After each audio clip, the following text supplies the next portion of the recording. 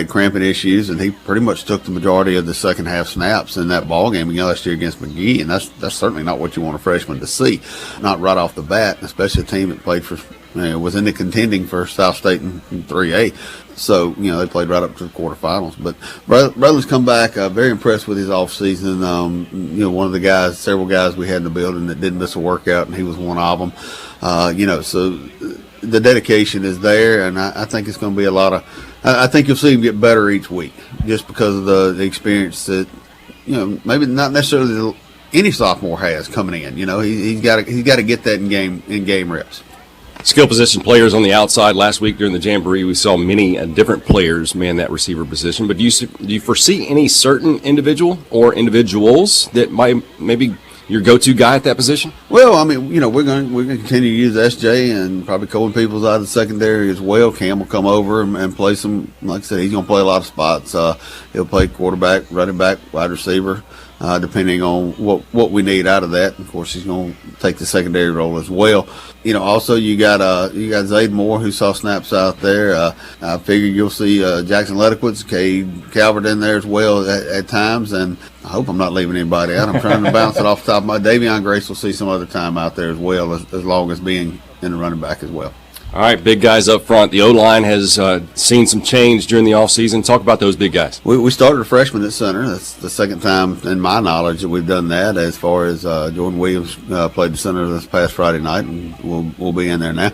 And that's not a knock to Jordan, is what I'm fixing to say. But, anytime you start a freshman, it's kind of like, the old saying, a lot of old school coaches used to say, for every freshman you start, count on a loss. So, that hadn't always been the case for us. We've had freshmen play, but hopefully we can bring him along. He needs a little bit more experience at this point in time, but I thought he played really well under the circumstances. The guards will be Ray Spence and Malachi Thompson. Those are the two seniors coming back on the offensive line there. So, tackle, we've got Cole Wright, who started pretty much throughout the playoffs last year, started the last 3 ball games for us at tackle. And then Preston Thomas will be the other tackle on the other side, and he's just a sophomore. So a lot of youth out there. Tight ends. I know we got an offensive lineman move into that position. Yeah, of course, we moved Bryson Alford from the offensive line, where he'd been a guard or a center his whole career, started every ball game since he was a freshman. We moved him into the H role, and that's kind of a glorified pulling guard in our system. He's trimmed down a little bit and got a little faster this offseason. So instead of turning up or rapping, he's going to be turning up. Instead of turning up, he's going to be rapping on whatever play it is. So, very familiar position for him, very easy swap for us to make. You'll see guys like Zach Bankston and Hank Purvis that also play that tight end, and we're going to play with 2 and sometimes 3 every snap. So, Chris Rush will probably see some time at that H spot as well. Well, Coach, let's move off to the defensive side of the ball. Defensively, you're returning 3 of your top 5 tacklers from last year's team, but still quite a few holes to fill, correct? Oh, absolutely. A big senior class, anytime you have that leaving out, just like we talked about on offense, I think we're turning to 4, maybe 5 guys that really saw reputable snaps over there. But yeah, a lot of holes to fill, and hopefully a lot of new faces, and hopefully we'll be able to get those stopped. Well, let's start up front. Tell us who will be in the trenches on your defense. It's going to be a lot like you saw it in the playoffs for us. We got into a depth issue last year in the playoffs as far as linemen went at all. So we started rolling a lot of guys both ways on the line. We're just going to have to do it a little bit earlier than what we wanted to this year. The guys that are going to see action on the interior there will be DeAndre Taylor and Micah Thompson, who were both sophomores last year, or Michael was a freshman. So, they didn't get a lot of reps in there, but, we've started sophomores in there in that spot before, and, hopefully we can get enough production there out of it. You'll see Zach Bankston come over and play there some. Hopefully as the season gets on, we'll look at Ray Spence and maybe Cole Wright in there as well at times, just depending on what we get given. But, those 4 guys will pretty much. How wet is the field? Oh, what is that? Okay. Either McClinton or Braden Massey being the other end over there, with probably Bryson Alford seeing a lot of reps as well. All right, let's go back to the defensive backfield, I guess you could say. Linebackers as well as D-backs, and we'll just kind of let you take the rest of it away as far as the rest of the starters go. All right, well, at the second level there at the linebacker spot, we're doing things a little bit different this year, trying to play because we're playing a lot of spread teams. We'll probably look at more of a little nickel type package. your two constant backers, and there will be Cody Pickford and Javion Wilson. There will be your two common denominators in there pretty much every snap. Both those guys started for us last year, and I think those are two of those guys you're referring to as leading tacklers coming back. Probably Ross being the third one if I had to guess. But those two, they did. They had a really, really big year last year for us, and, looking for a lot of leadership out of those two guys with the games that they started. Kenton Meacham, we may back Massey up depending on what type package we're looking at each week. But Kenton Meacham looking at more of a nickel, and then Massey would be more of a true 4-3 type guy if we needed a bigger body for our linebacker. In the secondary, Cameron Vaughn coming back as the starter. Cohen Peoples was basically a starter. He was the first guy off the bench into the secondary and played a lot of reps last year in the secondary for us. So those will be our two primary cover guys on the two corners. And S.J. Cole and Lamarion Spencer, as I talked about earlier, had kind of moved into those two safety roles, and very, very proud of those two young men and the way they've come over from offense last year and really kind of taken over that spot and solidified that they are the guy. Good job, Coach. And just those are your starters, or at least your main guys there on your offense as well as defense, as you'll see the West Lauderdale Knights take on a team that they've had some trouble out of the third round of the playoffs, and their goal this year is to make it all the way. And we're talking about the Seminary Bulldogs, a team that is returning 16 starters. I know it's hard to know much about your opponent the first week of the season, but Coach Mitch Evans has a talented ball club. What can you tell us about the Seminary Bulldogs? Me and Mitch, we've known each other for a long, long time. A great guy. He's a well-coached program. Always, if you look at his programs, he's been successful everywhere he's been. Just a great coach and a great guy. But with that being said, yes, they have.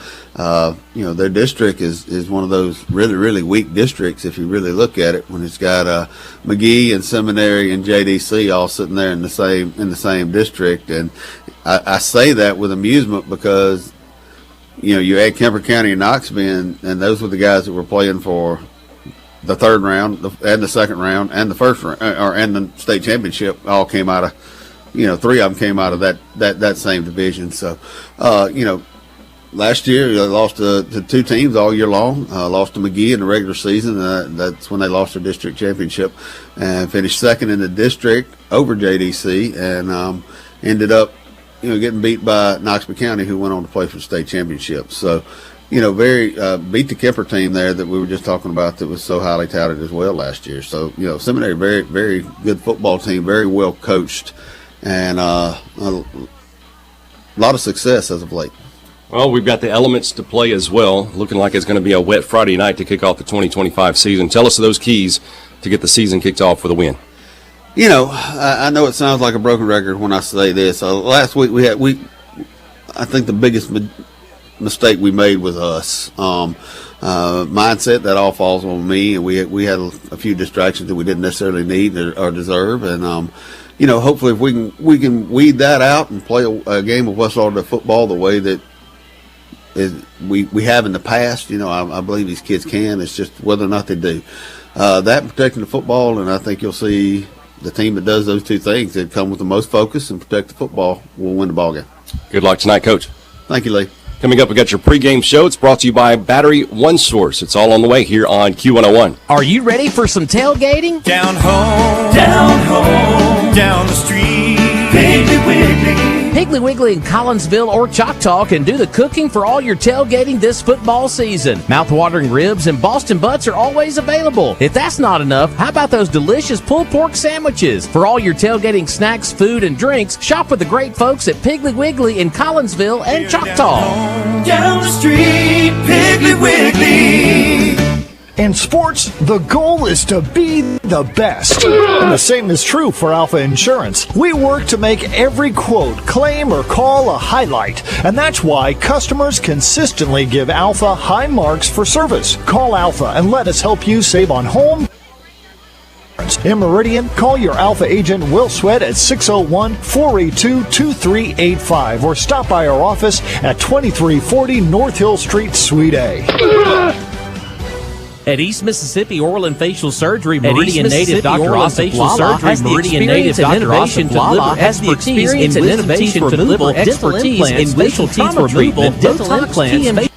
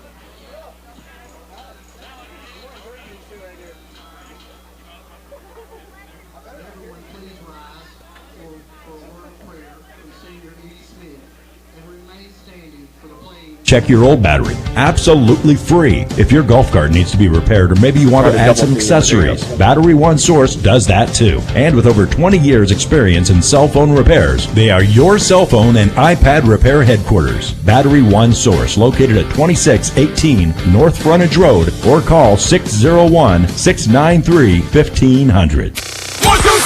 With just minutes away from kickoff, here's Lee and Clint with a preview of tonight's matchup on our official pregame show powered by Battery One Source and Q101.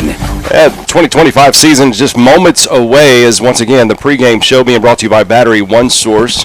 All the fine folks over there at Battery One Source, they'll get you hooked up if you need a battery. If you don't need a battery, they will make sure that you are covered with all those needs. And as John Dufour, awesome folks over there at Battery One Source. As we get ready for the 2025 season getting underway in just a few short minutes, we'll go over the starters here for the West Lauderdale Knights coming up in just a few seconds. But this is a team that the Knights are facing, Clint, that are a very talented team, bringing back 18 starters from last year's ball club that went into the third round.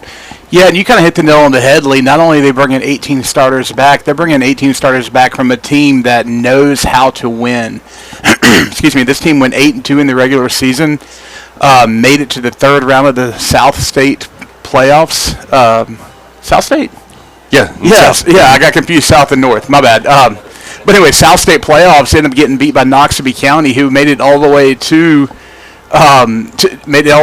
the state championship game before they lost a very hard-fought match. And so this team that we're matching up with, even though they may be a classification lower, they're going to give us a more than a game. It's going to be a dogfight out there. Actually, correction, North State, as far as going in the playoffs for the north side of the state, they had teams such as in last year's classification, they had teams such as McGee, Jefferson Davis County, Seminary, Hazelhurst, and Crystal Springs, and some very high power teams up there in Class 3. It's a little different this year as the teams go like this: Jefferson Davis, McGee, McLaurin, Raleigh, as well as Seminary. So those are the teams in Region, I believe it's 6 for a 3A this year. Region 6 3A this year for the Seminary Bulldogs. But again, 2 straight years in the third round of the playoffs. 2 years ago, they got defeated by Jefferson County, 30-17. But this team has been in the playoffs over the last 4 years. They skipped a couple of years back in 2020 and 2019, but 2018, 17, 16, 15, 14, it goes way back into the single digits of 2000s as they are just constantly getting into the playoffs. So a very talented football team that knows how to win, just like you said, and headed up by a good coach, Mitch Evans.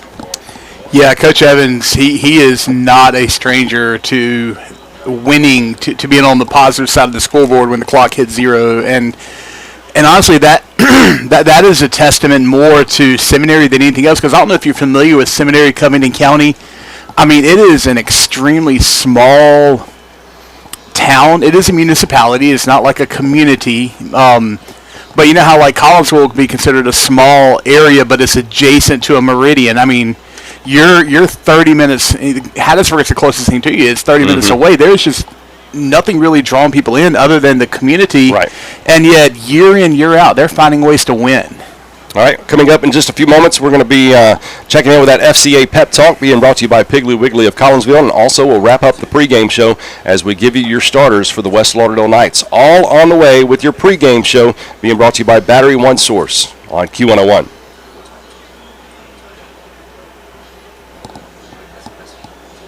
Start your morning off the right way with 2810 Coffee in Collinsville. We're serving up warm biscuits, fresh bagels, scones, cinnamon rolls, and of course, the perfect cup of coffee or latte to kickstart your day. We open bright and early, 6 a.m. weekdays, 7 a.m. Saturdays, right off Highway 19 North. Check out today's specials on Facebook or call or text your order to 769-256-8200. 2810 Coffee, your perfect cup is waiting.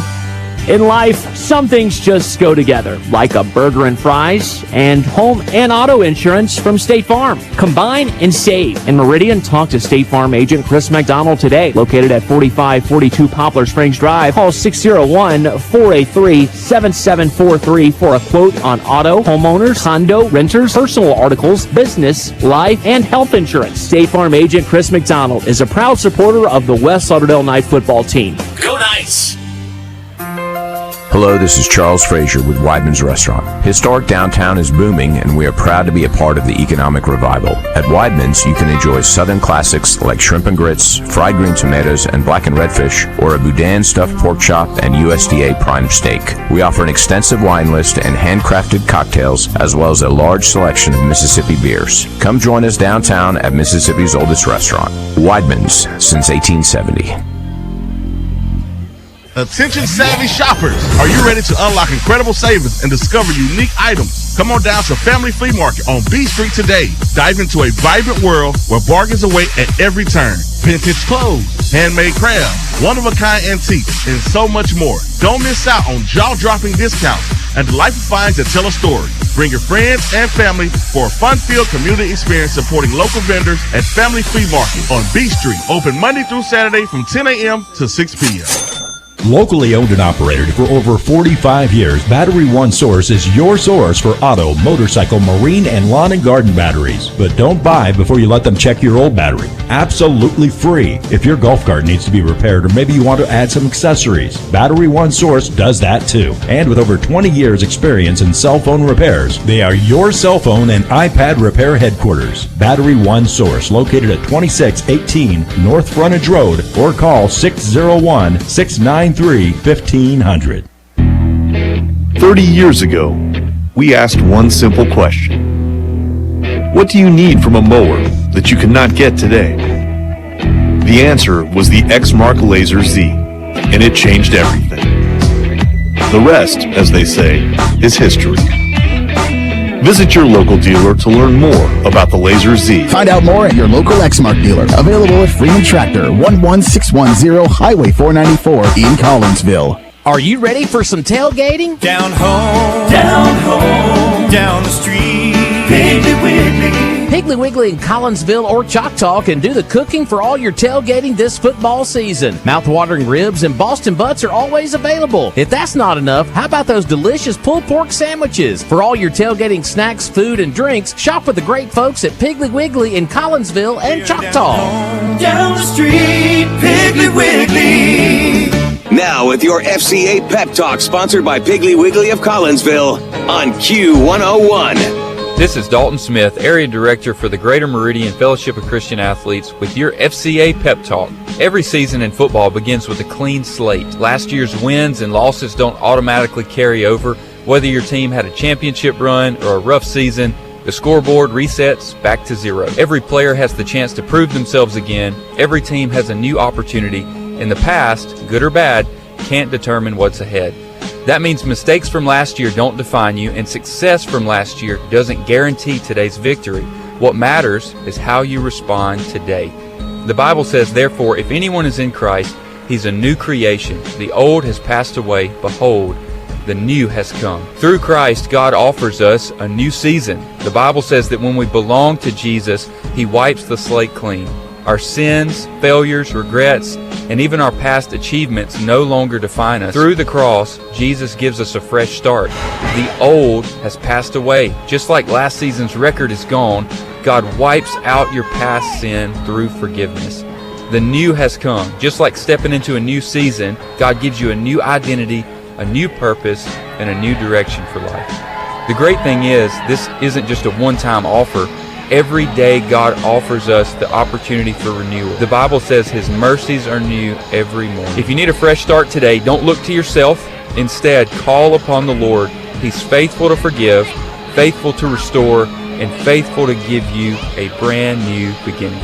Tune in next week for another FCA Pep Talk on Q101.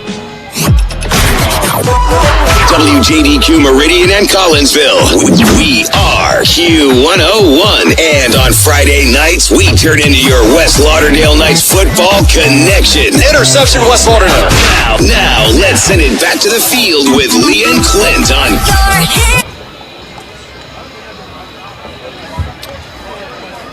Welcome here to the Kingdom as we are at 6:55 and game time looking like it's going to be about 4 minutes early here at the Kingdom tonight. So once again, pregame show being brought to you by Battery One Source. We'll go over the starters. Actually, before the starters, let's go over those captains for tonight, Clint. Yeah, absolutely. The captains for the visiting Seminary Bulldogs were number 1, Noah Napier, number 2, Matthew Barnes, number 7, Eric McCullum, and number 23, Caden McQueen. And for your West Lauderdale Knights, they were number 73, Malachi Thompson, number 6, Travion Mosley, number 2, Javion Wilson, and number 8, Cody Pigford. We had the coin toss here about 5 minutes ago. West Lauderdale did win the coin toss and was elected to receive, so they are lining up for the kickoff. Seminary Bulldogs are going to be kicking off as you steer at your radio left to right. So once West Lauderdale receives the kickoff, they're going to be running right to left. And you kind of hit the nail on the head, Lee. We're going to be a little bit early as it is, about 6:56, but they're teeing the ball off to kick off.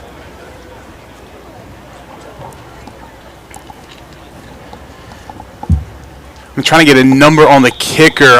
Lee, can you see that number? It is going to be a pooch kick, going to land right around the 33-yard line, returned. And he's in the open field. He's at the 50, the 40, going to be brought down on the Seminary 37-yard line. So great starting field position for the opening drive of the 2025 season for your West Lauderdale Knights as the offense gets ready to come out on the field for their first drive of the night. Outstanding job by the kick return team to give the offense. Man, other than returning it all the way back, you couldn't have asked for much better starting field position here, Lee. That's right, 37-yard line for the return for the Knights. And once again, 2 straight weeks. Hold on. 2 straight weeks with a Bulldog opponent. We'll start out with 1 receiver to the right, 1 receiver to the left in a pistol formation for Braylon Dixon, sophomore quarterback, hands off to Travion Mosley. Number 6 goes right up the middle near the 30-yard line. They may put it right on that white line, but it looks like it's going to be just on this outside of the 30-yard line. It'll be a gain of, what do we have here? 6 yards for Travion Mosley, 2nd down and 4 for the West Lauderdale Knights. Yeah, nothing fancy, just a dive right up the middle, and great job by pushing that pile. Same formation. Mosley comes to this near side, gets dragged down at the 30, so maybe a yard. It'll bring up 3rd down and short, 3rd down and 3. Yeah, looking at some already seeing some substitutions here on the defensive line for Seminary. Some big men coming in. They are anticipating another run and looking to bring in some of their run stoppers. 2 receivers to this near side. Braylon Dixon, he's got Travion Mosley to his right side. Again, heavy on the left, but Travion Mosley to Dixon's right. Handoff to Mosley. Mosley gets the handoff, comes to this near side. Tries to push forward, about a half yard. No, they're not going to give him anything, so put it back on the line of scrimmage. 4th down and 3, decision time. I don't believe there is much of a decision. You've got a new kicker there, Rudy Aguilar.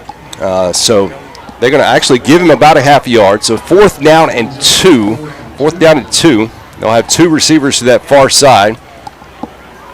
Again, it felt like Seminary kind of anticipated that run just there off the left side, and they were ready. So here we go, 4th down and 2.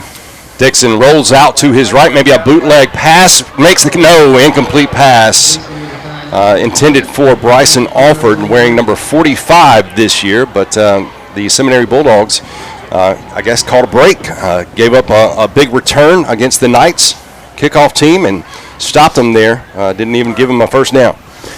Yep, so here we go, first time of the night of the season for the Knight defense to come back out on the field, and excited to see what's going to happen. If you were listening a few minutes ago during the coaches show, Coach Clay very adamant about some of the youth that we're going to have, especially on that defensive line. So I'm excited to see how they're going to be able to show out and make an impact early on in their high school career. Double receiver to the left, double receiver to the right. I believe that is number 5, the quarterback for the Seminary Bulldogs. Hands it off to number 4, Johnny Bird, who's a junior running back directly behind him.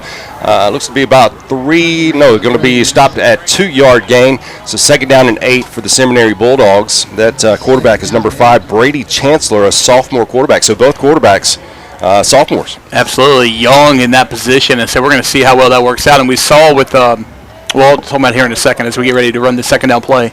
Again, the quarterback Chancellor throws out to his left-hand side. Number 11 makes the connection. No gain, though. 11's Jonathan Jackson, junior wide receiver, was off to that far side. Actually, they do give him a yard, so that'll bring up 3rd down and 7 for the Seminary Bulldogs. Yeah, Lee, I'm excited to see what kind of trust, I think is a good word for it, both coaches have in these young quarterbacks, and see, especially in a situation like this where you got 3rd and long, 3rd and 7, do they let him air it out deep? I mean, they let him throw just in, but it was basically a glorified screen pass. There was no real depth to it. 3rd down and 7, rolls out to his left, bootleg pass, an incomplete pass, going to bring up 4th down 7. So both defenses holding strong. I guess I wouldn't think that Seminary would go for it. Punt team's coming out, Lee, so they're going to kick the ball away. While we have some time real quick, while the punt team coming out, this quarter is brought to you by All-Star Team Sports. Again, this quarter is brought to you by All-Star Team Sports. Jason Combs and the Fine Bunch. That's going to be, I'm sorry, go ahead, Lee. No, I was going to say the punter is going to be lined up at his 20-yard line, while the return man, I believe that's Travion Mosley, is going to be just on the inside of his 30-yard line. Yeah, number 23, Caden McQueen, get ready to kick it off. Gets the snap. Not a great punt, but it gets a pretty good roll as it landed just shy of the 40-yard line of the Knights and gets about 10 or 12 yards. They're going to down it just outside of the 30-yard line. So the Knights are going to take over 1st and 10 on, we'll call it their own 30-yard line. You know, we were at the Jamboree last week, and we watched the Knights was able, right that first drive, march down the field, but then kind of sputtered out, and that's the same thing that happened just then. Got a good run back from the kickoff return, and just kind of failed there on that first drive. Let's see if they make those connections. 2 receivers to the far side. Got a sidecar to the right of Braylon Dixon. That's Travion Mosley. Mosley sidesteps a couple of defenders, but gets brought down after a 3-yard gain. Going to put it at the 30. No, actually, we'll say 32 yards. So 2-yard gain. 30. No, they'll move it up. Yeah. So, yeah, Lee, good call. Our stat guy back here is going to be confused. 2nd down and 7 after a 3-yard pickup. Same formation for Braylon Dixon. Actually, he'll put Travion right behind him in a pistol formation. Good discipline there by the Bulldogs as it was a hard count.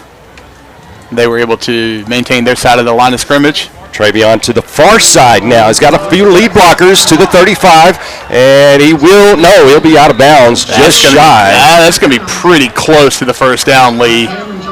I think they're going to give it. They're going to give it to him. Ooh, the ball was spotted just on the inside of the 30-yard line. So yeah, that's going to be 3rd down and they're going to say he's out of bounds at the 39. So 3rd down and 1 here for the Knights. That was a good run by Mosley. He broke a couple of tackles on the outside to be able to earn his way there. I formation for the Knights. Braylon Dixon will hand it off to Travion, goes up the middle, follows his lead blocker. That might have been number 40 for the Knights. That was the lead blocker in the backfield with him, Zach Bankston. And that is a first down. Yeah. First down sponsored by, with the new season, you got new sponsors. So first down is sponsored by 2810 Coffee. How about that? Yeah, they gave him credit for a 3-yard pickup on 3rd down and 1, and so that gets the ball out to about the 42-yard line. Pistol formation for the Knights. Dixon and Mosley behind him. 2 receivers to this near side. Mosley with the handoff. Mosley up the middle. Gets past the 45-yard line to the 47-yard line. A gain of 5, so 2nd down and 5. It looks like we're going to get our first chance to see Lamarion Spencer in the backfield as he is coming out onto the field. Good change of pace, and Lamarion's going to be on the defensive side of the ball as well this year. But, Lamarion is a sophomore also, 6'1", 170, quick quick kid. 2 receivers to this near side. Pistol formation for Dixon. Second down 5. Hands off to Lamarion. He's off to the far side. Looks to be another Knight first down, being brought to you by 2810 Coffee. Man, he hits that hole so fast and just so explosive. I think we're going to see a lot of Lamarion Spencer in the backfield tonight and this season. As he stays out there. Gets into Bulldog territory. Knights wearing their new uniforms this year. Got the black on black. Got some white stripes there. First down and 10 from the 47-yard line of the Bulldogs. Dixon hands off to Spencer. Spencer comes to this near side inside the 45 to about the 43-yard line. Gain of 4, second down and 6. Told you what the Knights looked like. The Seminary Bulldogs, while many of you are used to maroon Bulldogs, these are actually your red, white, and blue Bulldogs. Red helmet, blue logo, blue and white logo of the Bulldogs. I believe that's going to be a heat timeout. Is that correct? I believe so. It is. A timeout on the field. We'll step aside as well. No score about halfway through the first quarter. We'll be back here on Q101.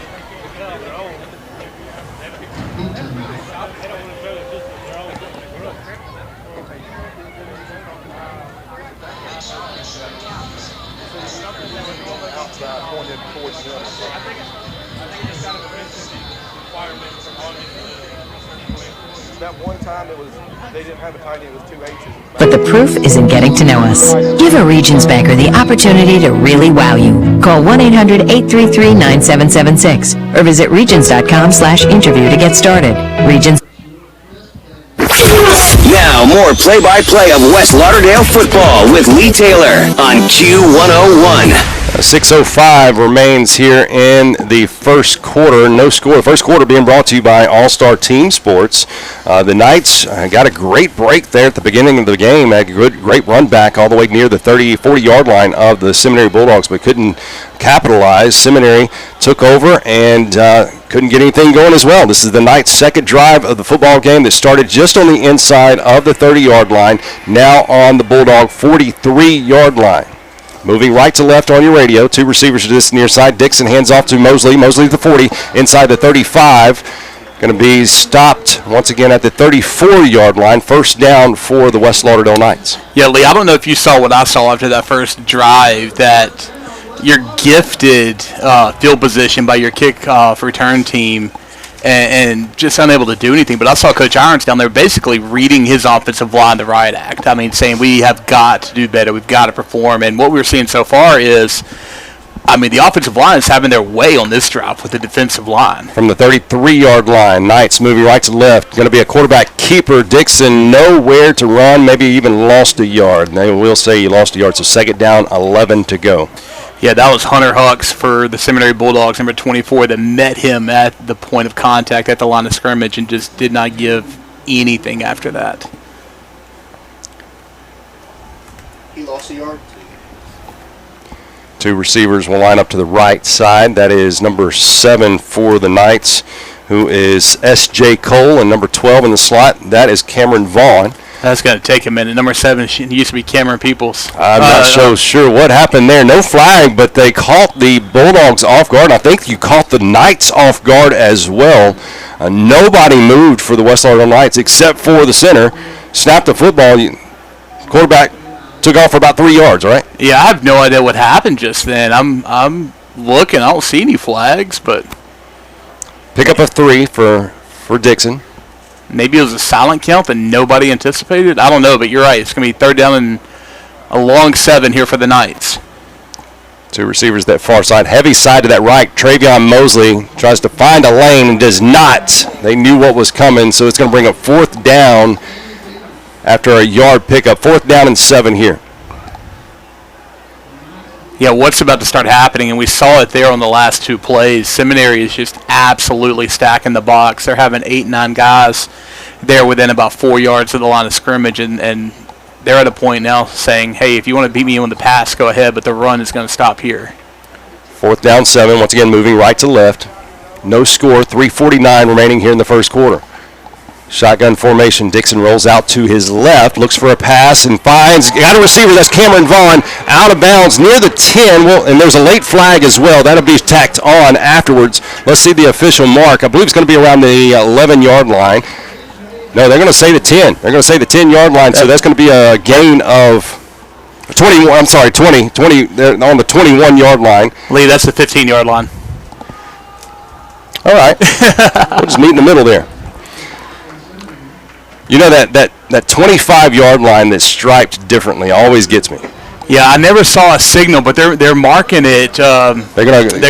They're taking half the yardage to go, so they're going to be first and goal on the 7. It was definitely a late tackle out of bounds. So, yeah, the Knights will have Cody Pickford entering the football game as your quarterback.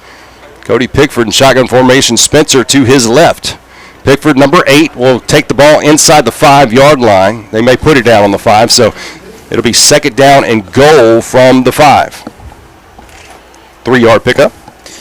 Man, you love seeing that, and we talked about that a few minutes ago, what kind of trust, what kind of confidence the coaches have, and it's very obvious on that 3rd and 7 play that Coach Clay had all the confidence in the world in his young quarterback. So, man, love to see that. Timeout on the field. Seminary. No, I'm sorry. They're saying West Lauderdale took the timeout. No, he was pointing towards Seminary. Okay. 3:17 remains here in the first quarter. No score, but the Knights are threatening second down and goal. We'll be back after 30 seconds on Q101. Hello, this is Charles Frazier with Weidman's Restaurant. Historic downtown is booming, and we are proud to be a part of the economic revival. At Weidman's, you can enjoy Southern classics like shrimp and grits, fried green tomatoes, and black and red fish, or a boudin stuffed pork chop and USDA prime steak. We offer an extensive wine list and handcrafted cocktails, as well as a large selection of Mississippi beers. Come join us downtown at Mississippi's oldest restaurant, Weidman's, since 1870. Commercials done. And the action continues with West Lauderdale Night Football on Q101. Welcome back here to the Kingdom. 3:17 remaining here in the first quarter. Knights are threatening on their second drive of the football game. Second down and goal from the 5. Knights still in their huddle on the sideline following their timeout. They want to make sure they get this play in. They get down this far and this close to the end zone. You want to make sure you got a good play, right? Absolutely. You know, you would hate to walk away from this without points. Dixon back in, hands the ball off to Mosley. Mosley comes to this near side. Going to be a flag comes in. That is not in the vicinity that you want it to be. It may be holding. Yeah, it's going to be coming back. I just saw the signal that they're going to call holding against the Knights, unfortunately, because I think he had crossed the plane. I think he had gotten into the end zone, but that's going to back him up probably to around the 13-yard line, Lee. Not good here for the Knights. Knights don't want to shoot themselves in the foot when you've got great field position, and you got to come away with points on this area. Yeah, and again, we haven't seen Aguilar kick yet, and hopefully you don't have to settle for a field goal, but curious to see how he does in that regard. They're going to back him all the way up to the 14-yard line, so second down and goal from the 14. Nearing 3 minutes here in the first quarter. No score. Dixon, quarterback keeper comes this near side to the 10. Loses control of the football. Seminary will have it. Turnover inside the 10-yard line.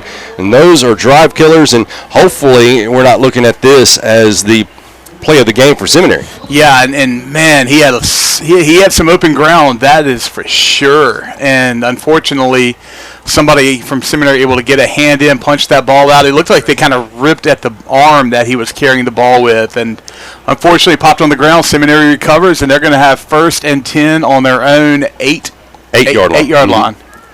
First down and 10 for the Seminary Bulldogs, moving left to right. Quarterback is a sophomore quarterback, same as the Knights. Number 5, Brady Chancellor. All by himself. Going to move his slot receiver to that left-hand side back there with him, and he'll get the handoff, and he is corralled. Yeah. And it's going to be about a 2-yard loss. I don't believe he got back to the line of scrimmage. I don't think so. It looks like the near referee is going to mark him down around the 7. About a yard loss, I would guess. Yeah. I don't see how they're going to put that ball back on the line of scrimmage. Yeah, there were Knights in the backfield waiting on him right there. So great job by the defense. No, they are not moving the football or moving the sticks at all. It's going to remain second down and 10. One receiver to the far side, two to this near side. He does have a running back in the backfield with him, and he'll pitch it off to him to that far side. He gets tackled in the backfield again. It's got to be a loss on that one, right? Yeah, it looks like that's going to go as about a 1 yard loss, Lee. And there we go. They're moving the ball marker that time. So third down and 11. So great job by this defensive front, the linebackers, to recognize, because that was kind of a little bit of a misdirection. The up back, the tight end going in motion to offer that extra blocker. So good job by the defense to be able to penetrate that block. Two receivers to the far side, two to this near side for Brady Chancellor, sophomore quarterback wearing number 5. He's got number 6 in the backfield with him, Tristan Wolf. This is dangerous area for a pass play, and that's probably what it's going to be. He backpedals into the end zone looking for a pass, and he will just get out of the end zone for a tackle in the backfield, and that'll be down to the 3-yard line. So fourth down. The Knights, while didn't score, stopped them right there. That definitely, if you turn the ball over, you make sure that no points are scored, right? And this is a danger zone for your punt team because he's going to be standing basically with his heels in the back of the end zone, not going to have as much space as you normally like between the long snapper and the punter. So you have to think that the Knights may be going after this. Travion Mosley standing at the Bulldog 43-yard line, and he'll get rid of the punt. Not a great one. It is an end-over-end one that will take a little bit of a Bulldog roll. Doesn't get out of Bulldog territory, so it'll be down at the 41-yard line for the Knights. The Knights have had a couple of good drives. Well, one drive that was mostly just kickoff return. Second one got all the way into the Bulldog 5-yard line. Couldn't capitalize. Let's see if we can put something together. I know it's the first game of the season, but you don't want to shoot yourself in the foot too much. Yeah, whenever you're being given gifts like field position and able to march it down inside the 5-yard line or right around the 5-yard line, eventually if you're unable to take advantage of them, the opposing team a lot of times they begin to be giving gifts, They'll split out receiver on each side of the field for Braylon Dixon, and now going in motion, Zayden Moore, but hands off to Mosley, and Mosley inside the 40 to the 38, 37, maybe even 36-yard line as he gets thrown down to the ground. Gain of 5 yards for Travion Mosley. That may be the last play of the first quarter. Yeah, they're not going to have to snap it again unless they want to. They can let the game clock run down. It looks like they're getting a play called in, though. 14 seconds remains on the game clock in the first quarter. Pistol formation. Two receivers right, and they will snap. Travion Mosley goes that far side, sidesteps into the around the 32-yard line. Going to be a yard shy of the first down, and that will be the end of the first quarter, being brought to you by All-Star Team Sports. We'll come back as the teams swap sides. It is third down and 1. We'll come back again for the second quarter coming up next on Q101. Tired of wasting your Friday and Saturday nights at auctions? Skip the hassle and head to Parker's Wholesale, the biggest warehouse in Mississippi. Located in the big gold building in Moselle, Parker's has it all. Tools, clothing, fishing gear, tactical equipment, artificial flowers, you name it. Open 7 days a week. Why wait for the weekend when you can shop and save every day? And before you leave, don't forget to enter our $500 drawing. Parker's Wholesale, where big deals meet small town service. Now, let's return to the field with live West Lauderdale football, only on Q101. Second quarter being brought to you by All-Star Team Sports. Knights have it third down and 1. They'll be located on the Bulldog 32-yard line. They've hung out quite a bit on the Bulldog territory, but nothing to show for it. There's a couple of goose eggs on the scoreboard. Yeah, it's definitely been a defensive game. The Knights in a we're not going to bend or break mentality, giving up very little yardage. And that's something that we haven't really spoken about. The defense has been swarming to that football. But, Seminary, they've been in a bend but don't break mentality. They're giving up the yardage but not letting any points on the board. And so I believe Cody Pickford – no, I'm sorry, that's an I formation. Dixon goes under center. And getting the handoff, it's Bryson Alford. Needs that yard, gets 2 yards. So Bryson Alford, number 45, he's still turning them legs. And Bryson Alford's a big boy. He slimmed down a little bit, but he's still a big boy. I didn't catch the number of the Seminary player who just pulled a Superman move and from about 2 yards out dove on top of that pile. So with those 2 yards, another first down being brought to you by 2810 Coffee.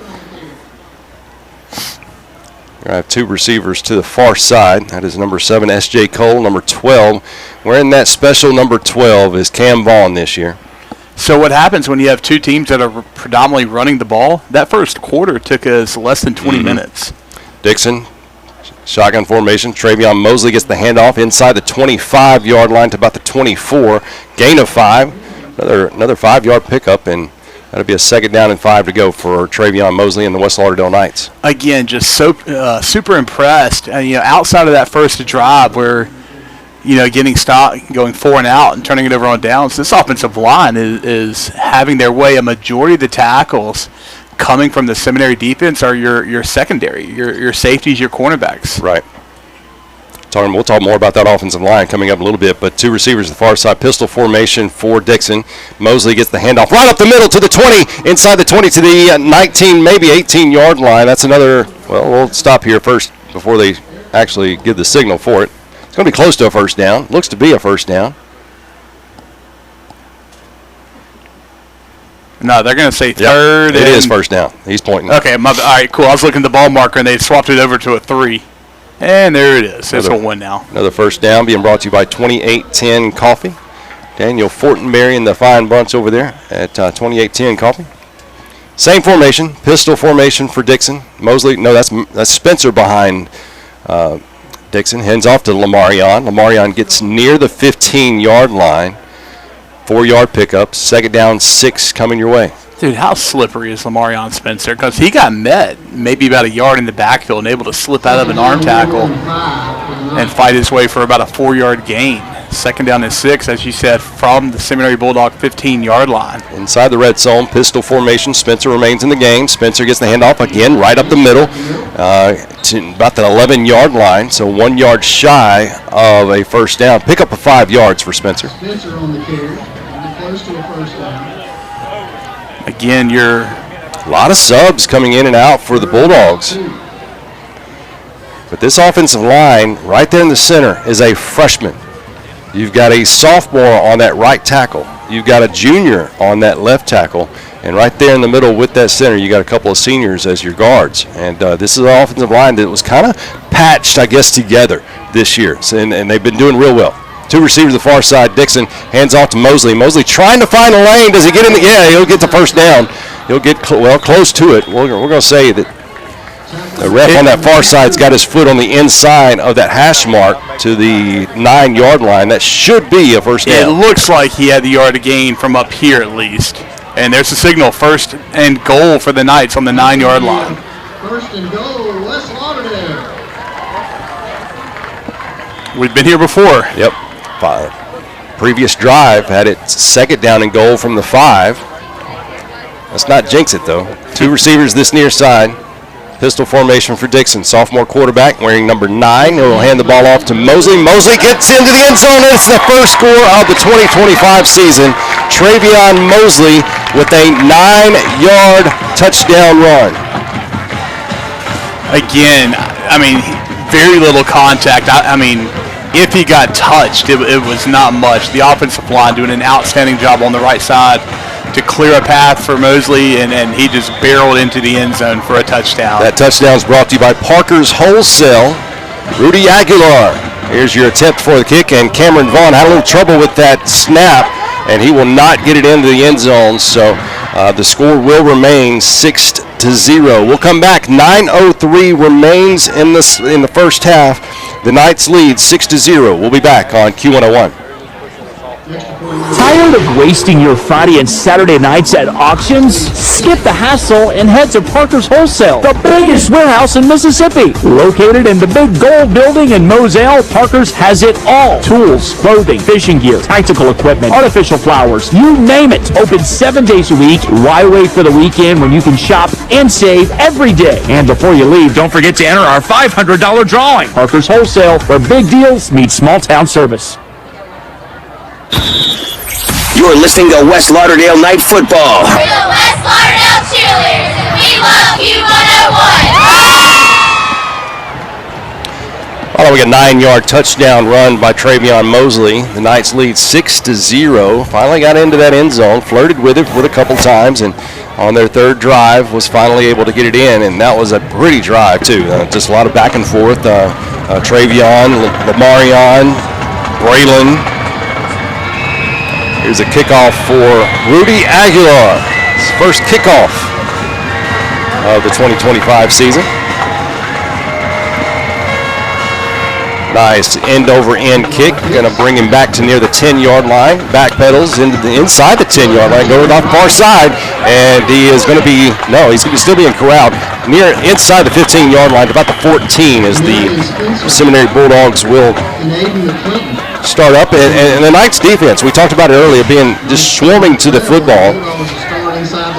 They've had to play, Seminary that is, they've been backed up the last couple of times, so they've had to kind of play safe football.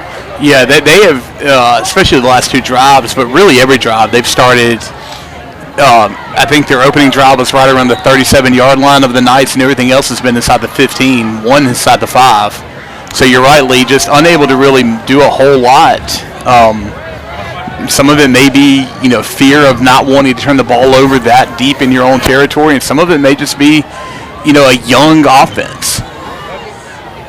Team that brought back 18 starters from last year's ball club who went to the third round of the 3A playoffs. Bulldogs are looking over their right-hand shoulder to get that play call in. Number 5, Brady Chancellor, in a pistol formation, has a running back directly behind him. And he'll hand the ball off to that's number 4. Gets a good running lane there right at the middle, and he'll cross over to the 20-yard line and 21-yard line. Gain of 7. Yeah, that's going to be one of. Is that the biggest yards to gain I believe they've had in the entire night? So that was Johnny Bird with the run there. Little sign of life here by the offense here. Seminary is going to bring up 2nd down and 3 on the 21-yard line. Chancellor backpedals, looking to pass deep, going deep to number 2, got a receiver, and oh my goodness, it was in and out of his hands. Yeah. He's going to be thinking about that one tomorrow morning. So what comes to my mind just then, you've seen the movie The Little Giants. Yeah. The little wide receiver who the only thing he could catch was a roll of toilet paper. Right. But you're right, like if he catches that, he's in the end zone. But as a result, it's going to bring up 3rd down and 3 for the Bulldogs here. And again, that sophomore quarterback, great throw. So Matthew Barnes was the intended receiver there. So as a number 3 there, Jericho's Barnes. I wonder if they're any kin. Pistol formation for the Bulldogs. Handoff to number 4, I believe. Flag comes in. That may be coming back. That may be a holding penalty behind the line of scrimmage, and it is. Yeah, the play would have gotten you a 1st down as he got out beyond the 30-yard line. But with the flag, that's going to back him up 10. It's going to bring up 3rd down and probably 13. Speaking of that flag on the play being brought to you by Chris McDonald, State Farm Insurance Agent. Thank you for that flag, Chris McDonald. We needed that one there.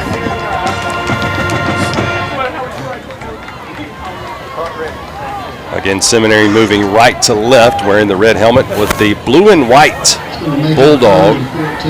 White jerseys, red pants with a blue and white stripe down their side. Lee, it looks like that hold put them all the way down to the 10-yard line. They're going to have to get out to the 24 for a first down.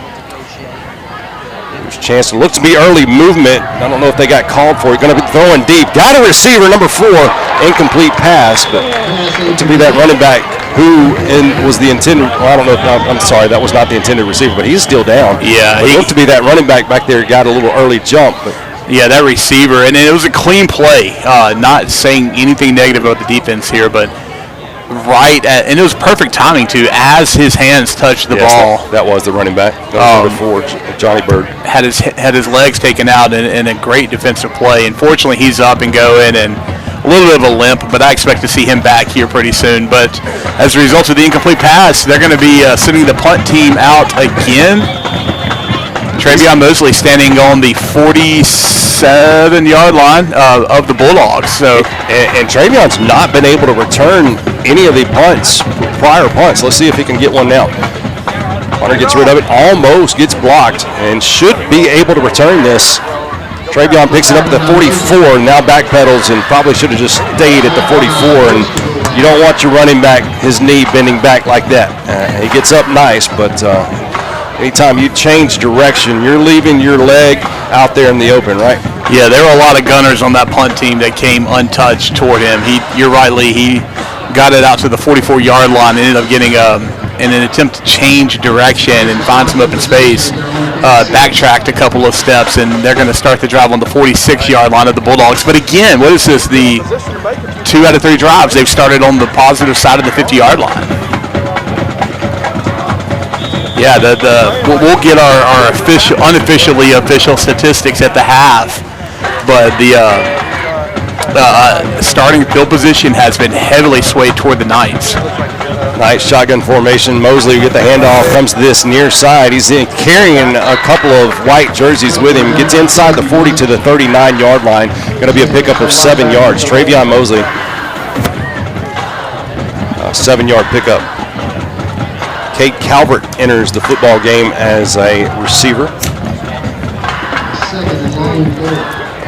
I believe that's number 3, Zayden Moore, on this near side as a receiver. So, Lee, you've got second down and moderately short inside of the Bulldog 40. Do you try to air it out here? I don't know about that. Moore gets the handoff, gets a jet sweep, tries to find a lane, and may not be much at all. Going to bring up third down, and they're going to put the ball back on the line of scrimmage. So third down and 3 for the Knights. First time we've seen the jet sweep tonight, I believe, but Seminary defense, that defensive end over there, he was ready for it. So good discipline by them as that's going to bring up third down and 3 on the 39-yard line. 2 receivers, Calvert and Moore to this near side. Pistol formation. Mosley gets the handoff. Gets a first down and more. 35, 30-yard line inside the 30 to the 27, maybe the 26-yard line. I think they're going to mark him on the 27-yard line, Lee. So 13-yard pickup. First down being brought to you by 2810 Coffee.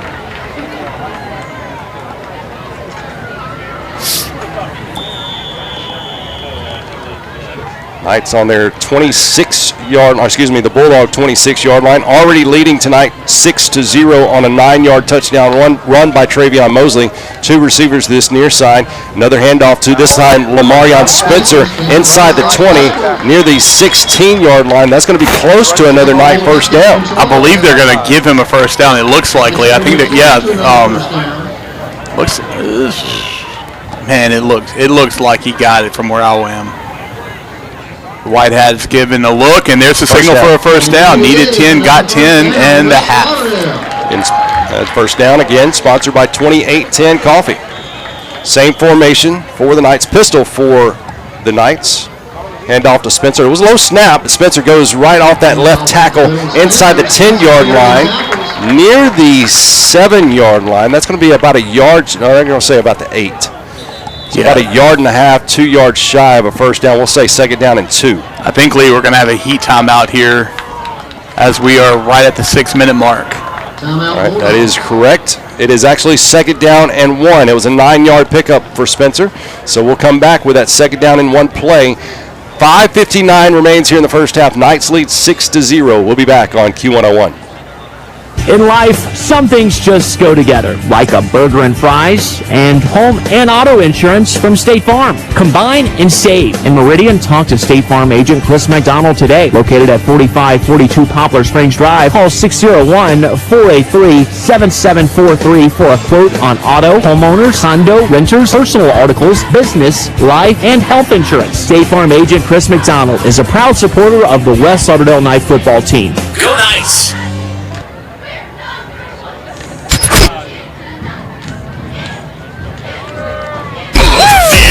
West Lauderdale football on Q101. Second down and 1 for the West Lauderdale Knights.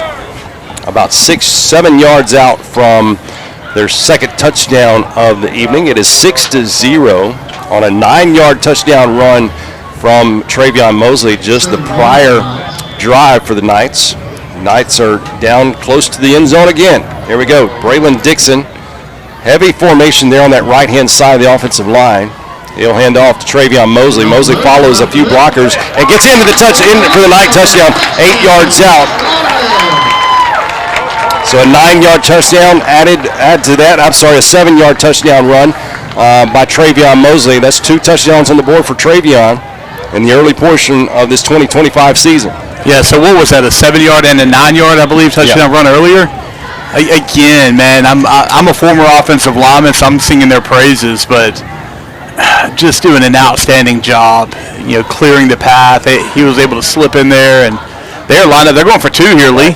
2 receivers this near side. Braylon Dixon rolling out to his right. He may have to take it himself, and he cuts back inside. Does it get in? Yes. Yeah. 2-point conversion is good, so it's a full 14-0 lead, and that touchdown being brought to you by Parker's Wholesale. We'll be back after this. Again, 14-0 in favor of the Knights. 5:54 remains here in the first half. We'll be back on Q101.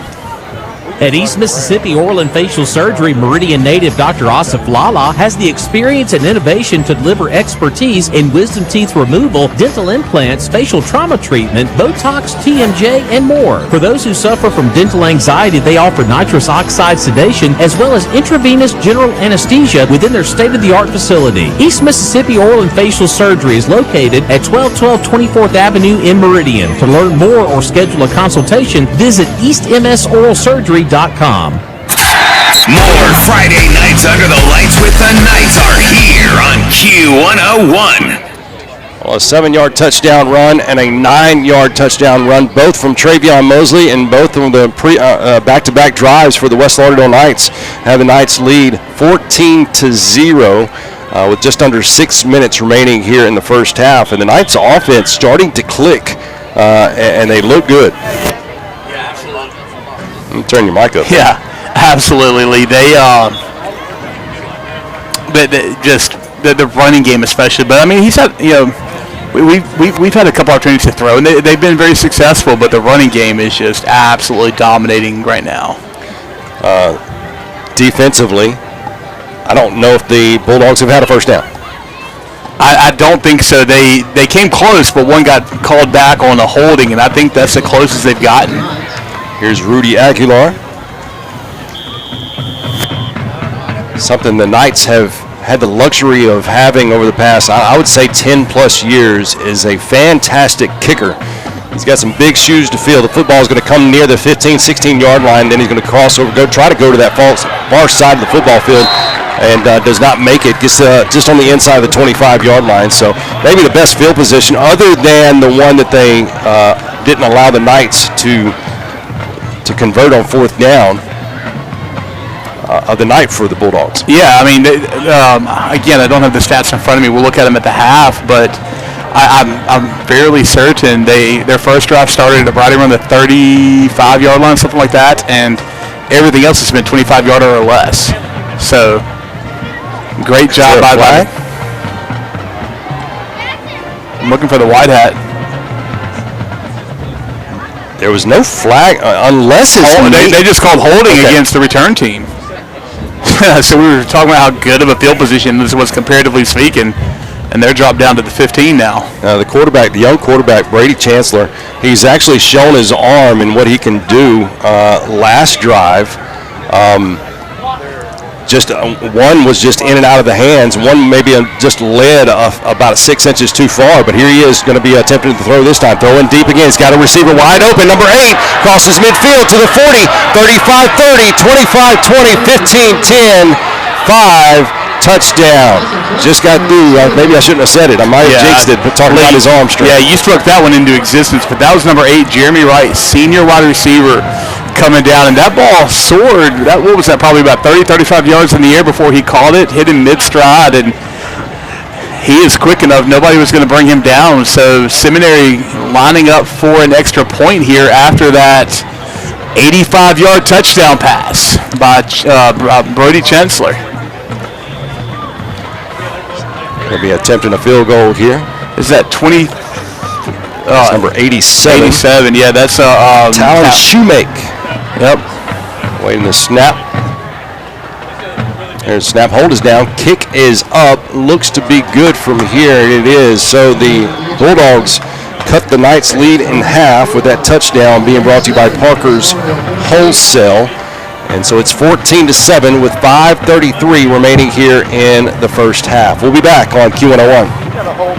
Show your West Lauderdale spirit while benefiting the school with a School Spirit debit card from the Citizens Bank. Go Knights! Use your West Lauderdale School Spirit debit card as a credit transaction, and for every signature purchase, the Citizens Bank will donate 5 cents to the school. Boost your school spirit with every purchase by using your West Lauderdale School Spirit debit card from the Citizens Bank. See Mike Shelby and the staff in Collinsville at the Citizens Bank, or call 601-626-7608. Member FDIC.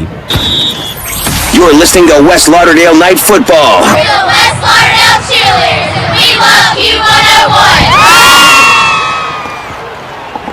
Q101. 85-yard touchdown pass from Brady Chancellor to number 8, Jeremy Wright, for the Seminary Bulldogs. And again, I was talking about the arm strength of Brady Chancellor just prior to that play, and he showed it again. This time made the connection, and wasn't anybody catching Mr. Wright there. So the last time we had a return opportunity, we took it all the way down to about the 37, 35-yard line. We'll see what we do with this one. Shoemake with the kick, going to come near the 20. Brings it upfield, 25, 30. 35, cuts to this near side, still on his feet to the 40, 41-yard line. Nice return. That's Zayden Moore, I believe.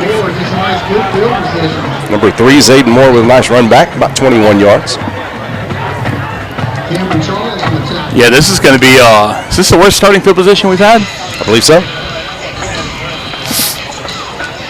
Knights huddling up on the sideline. Coming up, we've got your Will Sweat Alpha Insurance halftime show. We'll cover some scores for you, get you caught up with the first half stats. Did you see where Meridian High opened up last night? Yeah, Thursday night football. Yep. Didn't go great for him.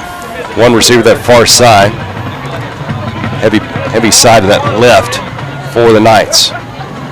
Travion Mosley gets the handoff. Mosley 2, maybe 3 yards. 3 yards, we'll say. Second down 7 as they'll put the ball on the 44-yard line.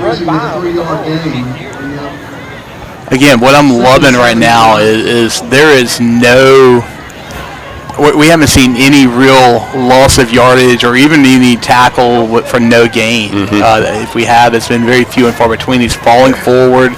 He's picking up, he's picked up several chunk plays, but 3-4 yards to carry. Braylon Dixon, quarterback pistol formation for the Knights. Early movement against the Bulldogs, encroachment there. And that flag on the play brought to you by Chris McDonald, State Farm. Zayden Moore is out there, probably the smallest kid on the football field. Zayden is a receiver wearing number 3 on that far side. Zayden and Braylon Dixon last year in junior varsity had one of the best connections that I've ever seen in junior varsity as far as quarterback and receiver. So you want to know, kind of feel like that could play into this year, the chemistry between the two. Yeah, I'm sitting here looking at the stats. They don't have his height listed, but Zayden Moore, $125. Second down and 2 for the Knights following that penalty. Zayden Moore, lone receiver to the far side, goes in motion. He may get the call. No, Dixon will keep it himself. Dixon is going to be stopped. They might have him a yard, but I don't think so. I think they're going to put the side judge over here is saying just on the inside of the midfield, so that'd be about a half yard. So we'll call it a 4th down and a long one. I'm sorry, 3rd down and a long one. Nope, they didn't move the football. 3rd down and 2. I didn't think he had really picked up anything, so that's going to be 3rd down and a long 2 there, Lee.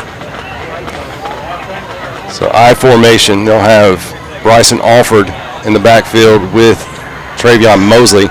And Mosley with the handoff. Little stutter step there, but Mosley gets the first down for the Knights, crosses into the Bulldog territory to the 46-yard line.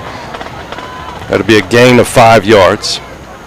Again, we're seeing what we've been seeing all night out of this Seminary defense. They are just stacking the box, attempting to stop the run, and when you do that, you're ultimately asking your blockers to block 1.5 guys every time because there's just not enough men. And right now, our offense is stepping up to the challenge. They are doing a great job. I mean, I'm looking at it right now. Even your safeties, which are supposed to be basically playing center field, are less than 10 yards beyond.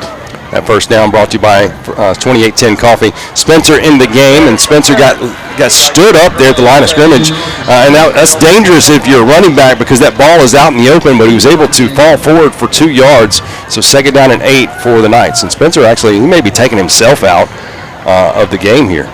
Yeah, Mosley checking back in. I think Spencer, and you kind of said it, man. He got stood up, and then he got popped a little bit. Again, able to fall forward for a couple of yards, but he took a hit. So, it seems okay, just running off, getting a little water, and Mosley checking back in. Second down and 8 for the Knights. Pistol formation, Mosley in the backfield. And here's Dixon looking to pass, looking to throw deep. Cam Vaughn, number 12, and does he get it? Yes! Touchdown, West Lauderdale. 43-yard touchdown pass. Cameron Vaughn. They are marking him down on the half-yard line, Lee. They did not give him the touchdown. The ball is, I don't know how close you can get to that goal line, but it's as close as you possibly can. That may have been the best catch I've ever seen. That was an incredible throwing catch between Dixon and Vaughn. It was just beautiful. Under center, Dixon goes under center. Bryson Alford right behind him, and Dixon will take it himself. That is a touchdown there. Knights extend their lead back to 2 touchdowns. We'll see what happens on this extra point, but that touchdown being brought to you by Parker's Wholesale just laid out Cameron Vaughn with that reception, and I don't know how he came up with it after hitting the ground like that. And the thing is, the coverage wasn't bad. He was running almost step for step. Vaughn had maybe a yard, lead on him, and Dixon put it exactly where it had to be put for it to be caught. 2:20 here, and 20-7 is the score, waiting the extra point, and there's a flag. If it's against the Bulldogs, you got to think you're going to put your offense back on the field, right? What are they calling? Did we move? We moved, so it's going to go from being put on the 2 to the 7-yard line, and Dixon was thinking the same thing you did. I don't know if you saw, he was about to run on the field thinking it was against Seminary. They'll back it up 5 yards into the 8-yard line. Rudy Aguilar trying to get his first extra point of the season here. Holder is Cam Vaughn. He is kneeled down at the 15-yard line.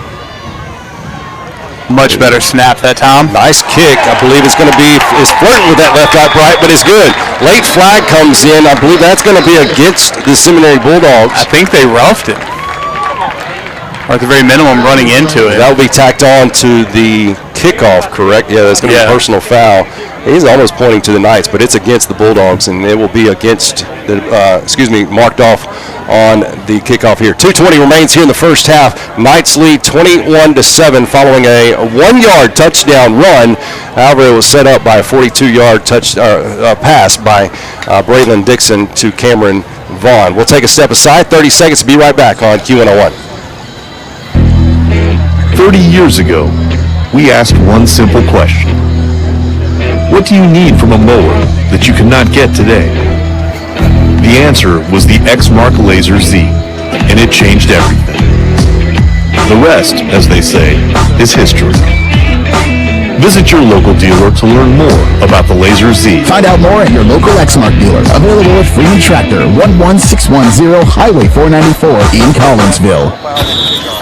You're listening to West Lauderdale Night Football. We're the West Lauderdale Cheerleaders, and we love you 101. A 1-yard touchdown run. Again, the Knights lead 21-7, and following the extra point there by Rudy Aguilar. Looked like a good kick from here.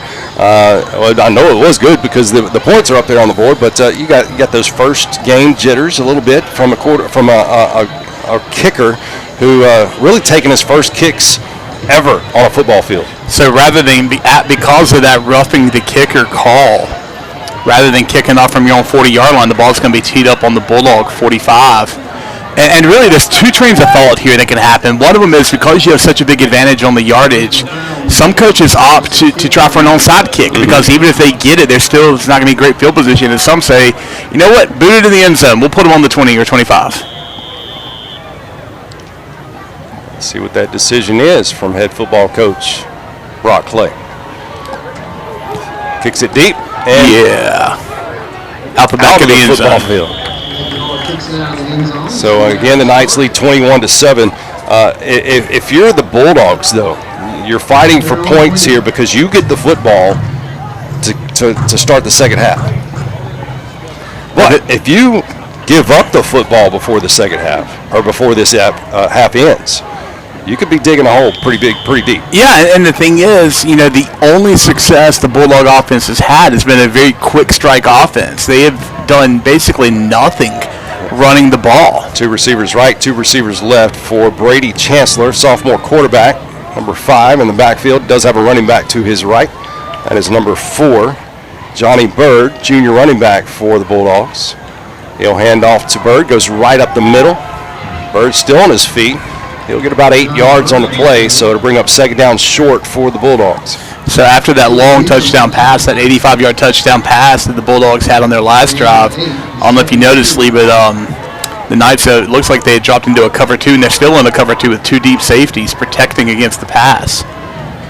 So second down and 2 for the Bulldogs. Going to be a pitch off to that right-hand side. Makes a connection. First down is made and immediately tackled around the 35-yard line. So again, first down is brought to you by 2810 Coffee.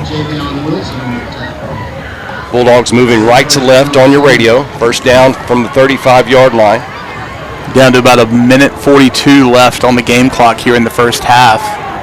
3 receivers left, 1 to the right. Running back in the backfield with Chancellor. Chancellor makes the connection to number 11. Backpedals after making the connection, so it's only going to be a gain of 1 yard, so second down and 9, and timeout quickly for the Seminary Bulldogs. We'll stay right here in action with 1:26 remaining here in the first half.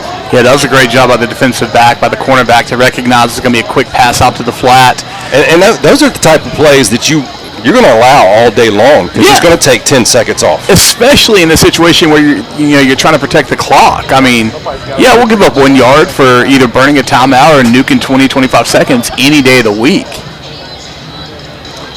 So again, the Knights lead 21-7. They've had all 3 touchdowns on the ground. A 9-yard touchdown run by Travion Mosley, a 7-yard touchdown run by Travion Mosley, and a quarterback sneak from Braylon Dixon. That was set up by a 42-yard pass from Dixon to Cameron Vaughn. The Bulldogs had an 85-yard touchdown pass from Brady Chancellor to number 8 of the Bulldogs, Jeremy Wright.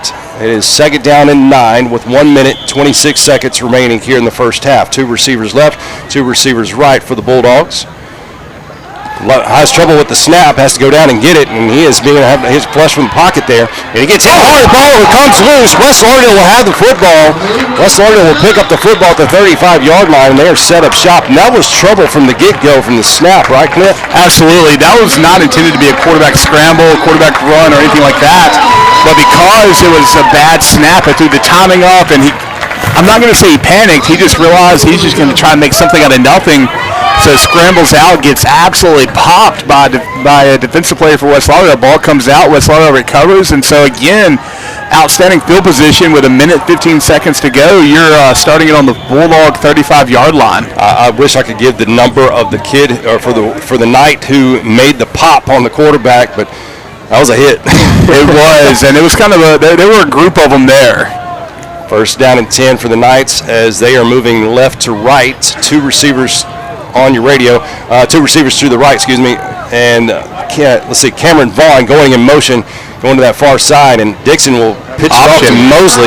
Mosley to this near side to the 30, 25, out of bounds at the 20. That was a fake jet sweep option to the near side that there was nobody on the pitch man. Everybody had flocked to the quarterback, so a great job by Dixon to recognize the open pitch man, throws it out there, and he goes for 15 yards, managed to get out of bounds to stop the clock at a minute 7, so you've got first and 10 on the 20-yard line. Knights already in the red zone. Cole and Moore, your receivers that far side. Mosley gets the handoff as he'll elect to go in between guard and tackle there, go to that far side, and not much there, maybe a yard. Second down and 9 for the Knights. The Knights are going to take a quick timeout there with 60 seconds showing on the game clock. So second down and 9. Again, new kicker. We haven't seen him kick a field goal, but that extra point looked like it had some yardage behind it. So, again, you hate to settle for a field goal, but, when you're racing against the clock, you take what you can get. Getting the Knights lead 21-7. Come into this football game, you really don't know what to expect with the Seminary Bulldogs except for their past and what has transpired over the last few years. Yes, they are just one classification lower than the Knights, but they face some tough competition. If you remember, they played McGee with, I think it was a one-score ball game. You go back and look at the Knights and how they played McGee last year. It got beat by 13. I think it was, 26-13? Let's see, 26-13, yes. So that's the only similar opponent that both teams played against. So you would think a strong opponent, and I'm not saying that they are not, but the Knights have kind of had their way with them during this first half. And let's see if we can continue this. Two receivers to the far side. Dixon has Mosley to his left. Dixon looking to pass. Got it. Oh, and still fighting for the ball. It was tipped, and Cameron Vaughn was still trying to fight for that football. Yeah, Vaughn on a crossing route was open, and had the pass gotten to him, absolutely would have been a touchdown. But unfortunately, the pass was deflected at the line of scrimmage, which is a dangerous place because that ball went up and not down. So very easily could have been intercepted, but as it is, falls harmlessly incomplete to bring up 3rd down and 9. Dixon hands off to Mosley. Mosley tries to find a lane. He finds a little crease inside the 15, and he will be down close to the sticks, Clint. That's going to be about a yard, maybe a half a yard shy of a first down here. Yeah, that's going to bring up 4th down and about a yard, maybe a half yard. Clock still running. So it is 4th down. The sticks showed 3rd down, but it is 4th down, pistol formation. Mosley gets the handoff inside the 10. That will be a first down to stop the clock very shortly as they move the chains. 26 seconds. First down being brought to you by 2810 Coffee. Yeah, great job. Good call. Everything worked out on that 4th down play as the Knights have 1st and goal. Where are they marking it, Lee? Right around the 7-yard line? So they called it timeout. They had to. Had to have been by the Knights. I didn't see a signal, but. So we'll step aside as well. Once again, first down and goal from the 7-yard line. Knights want to extend their lead. Currently, they lead 21-7. We'll be back after 30 seconds on Q101. Attention savvy shoppers, are you ready to unlock incredible savings and discover unique items? Come on down to Family Flea Market on B Street today. Dive into a vibrant world where bargains await at every turn. Vintage clothes, handmade crafts, one-of-a-kind antiques, and so much more. Don't miss out on jaw-dropping discounts and delightful finds that tell a story. Bring your friends and family for a fun-filled community experience supporting local vendors at Family Flea Market on B Street. Open Monday through Saturday from 10 a.m. to 6 p.m. WJDQ Meridian and Collinsville. We are Q101. And on Friday nights, we turn into your West Lauderdale Knights football connection. Interception, West Lauderdale. Now, let's send it back to the field with Lee and Clint on your hit music connection. On the Knights break, huddle on the sideline. Again, first down and goal from this 7-yard line. Two receivers to this near side. Dixon will hand the ball off to Lamarion Spencer, and he slips down right there at the when he gets the hold of the football. Otherwise, he may be walking into the end zone for a touchdown. So it's going to be 2nd down and goal from the 6. So with 21 seconds left, and the Knights take what I believe was their last timeout of the half. And we'll stay here in action. Again, the Knights lead 21-7. 21 seconds remaining. Just such a big difference going into the half up by 2 scores compared to 3 scores. Which, remember, the Knights won the coin toss and elected to receive the opening kickoff. So the Bulldogs will be getting the ball first in the second half. So you would love to put some points on the board. You'd love to get a touchdown, but any points will suffice at this point. Again, getting another gift with that turnover from that fumble on the 35-yard line. You hate to just get another absolute gift from the Bulldogs and not be able to take advantage of it. Knights breaking the huddle on the sideline after the timeout. They're getting lined up, ready to go. The Bulldogs coming back out on the field. Again, just 21 seconds left to go here in the first half of the opening game of the 2025 season for your West Lauderdale Knights. Cole and Vaughn are your receivers to this near side. Mosley to the right of Dixon.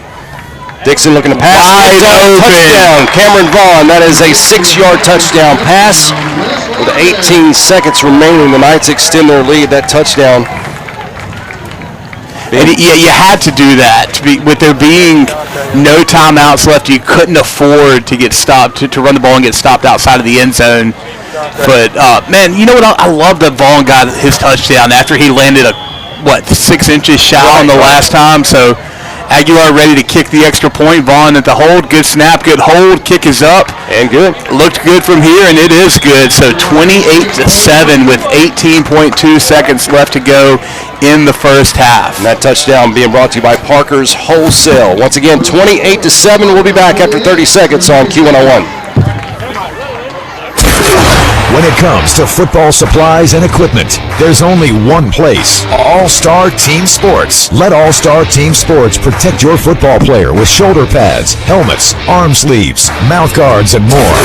Want to support your favorite teams? All-Star Team Sports has a great selection of spirit wear, including shirts, hats, sweats, and more. So whether it's a 40-yard run for a first down or a touchdown dance in the end zone, your player will look like an all-star with All-Star Team Sports. 1100 24th Avenue in Meridian. Q101, your home for West Lauderdale Knights football. Following a 6-yard touchdown pass to Cameron Vaughn. Vaughn wanted one earlier. He got one then. Knights lead 28-7 with 18 seconds left here in the first half to play. Rudy Aguilar disconnected on his second straight extra point. Nice end-over-end kick. Going to take the return man. Actually, he's going to look at it, go into the end zone for a touchback. Yeah, Rudy's got a brother, a younger brother. I know. And both of them, this is their first year playing, right? Mm-hmm. Now, again, I don't know this for a fact, but it looks like either Coach Clay or, I don't know, maybe Coach Calvert, coaching the special teams, just went to a soccer practice and scouted, found a couple of guys and say, hey, let's get you some pads. That may be it. And it's working so far. All right, the Bulldogs are going to put a knee on it to go into the end zone go into the locker room without any more hurts. 28-7 is the score as we are just moments away from kicking off the halftime show, being brought to you by Will Sweat, your Alpha Insurance agent. And we'll talk about a lot of stuff. We'll get a scoring summary. We'll go over some first half stats, and we're actually going to bring in Miss Michelle from the band boosters, going to tell us a little bit about what's going on with the band. Giving us great entertainment during the halftime, giving us great food over there as you come into the concession stand. So we'll talk to her in a little bit as well.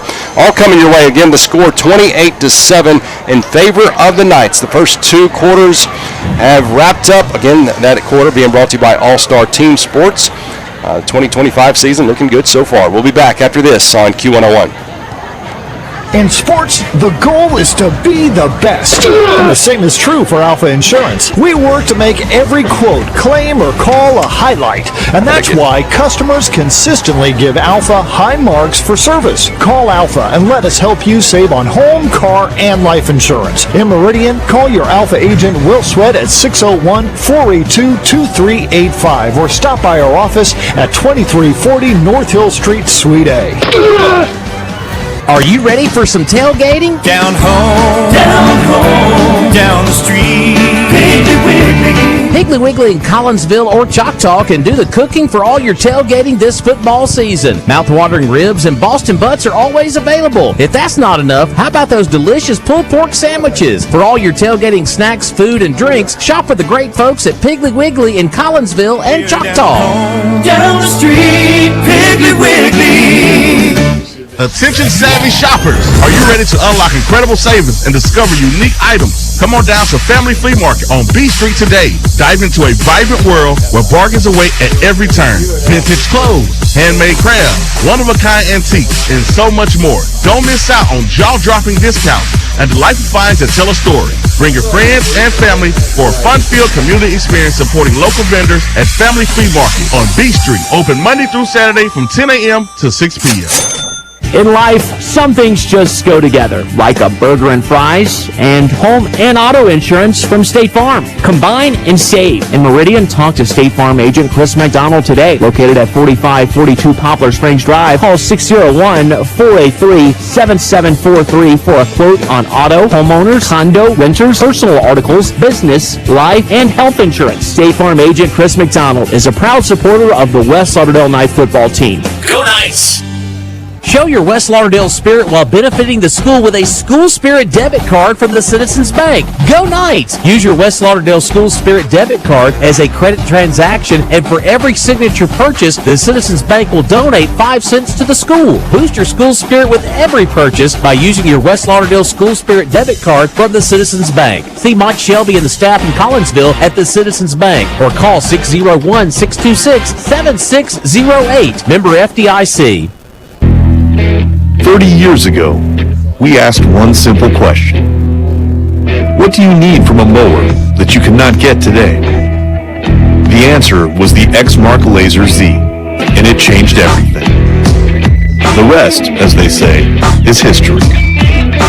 Visit your local dealer to learn more about the Laser Z. Find out more at your local Exmark dealer. Available at Freeman Tractor, 11610 Highway 494 in Collinsville. Locally owned and operated for over 45 years, Battery One Source is your source for auto, motorcycle, marine, and lawn and garden batteries. But don't buy before you let them check your old battery. Absolutely free. If your golf cart needs to be repaired or maybe you want to add some accessories, Battery One Source does that too. And with over 20 years experience in cell phone repairs, they are your cell phone and iPad repair headquarters. Battery One Source, located at 2618 North Frontage Road, or call 601-693-1500.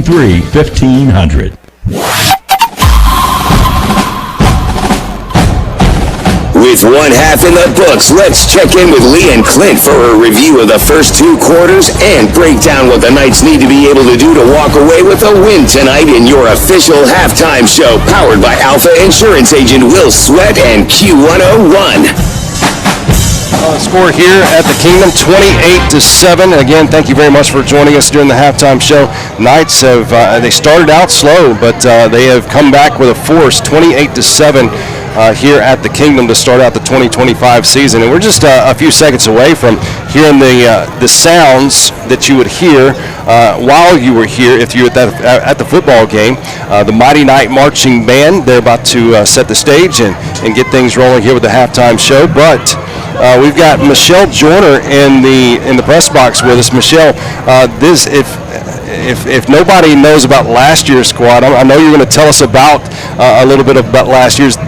These band members have some big shoes to fill. Is that correct? Absolutely. Let me turn that mic up. There you go. Man, that'll be better. Yeah, we are so excited about this year's edition of the Mighty Knight Band. This band has qualified for state championship for the last several years in a row, and they have each year placed higher and higher. They placed 5th in the state last year. Out of how many teams do you? I think it was quite a bit. It was quite a lot because this is a pretty large class. I mean, there are a lot of bands that are this same size. Our indoor color guard, Mysterium, won the gold medal at the state competition last year, so we're really proud of that. Looking forward to another great year of that. We have drum majors Preston Wilson and Lilith Hickman leading the band this year. We're also super excited to welcome Fred Hadley as assistant band director this year. We've got a lot going on. As usual, we will be hosting Excalibur, which is our marching competition, here at the Kingdom, Saturday, September 27th.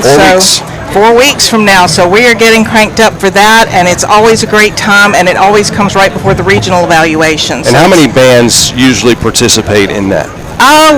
10, 15, it just depends on what everybody's schedules are as to how many bands we get. But we usually get a good, 10, 15, 16, 17 bands or so. Awesome. So it's a full day of great shows, and these bands are practicing for the regional evaluations. So they're putting in a lot of hard work. They've been out practicing outside since middle of July, out in this heat, and these kids, what a lot of people don't realize about these kids is they're athletes too. My son plays tenor drums. He's carrying 50 pounds of drums in 100-plus degree heat. And they get out there and do that all day long. So these kids are athletes, and they are strong, and they're dedicated. They put in a lot of work, and we're super excited. This year's show theme is called Bend, Don't Break. So I'm looking forward to seeing that develop over the next few weeks. And they're doing a standstill show tonight. The field is pretty wet. So they've got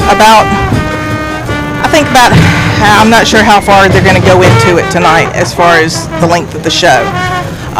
Band boosters are working hard. We've got the concession stand happening. We have mobile ordering now. You can use the app. You can scan the QR code on the fence and place your mobile order. We have a dedicated window at the concession stand to fill those mobile orders.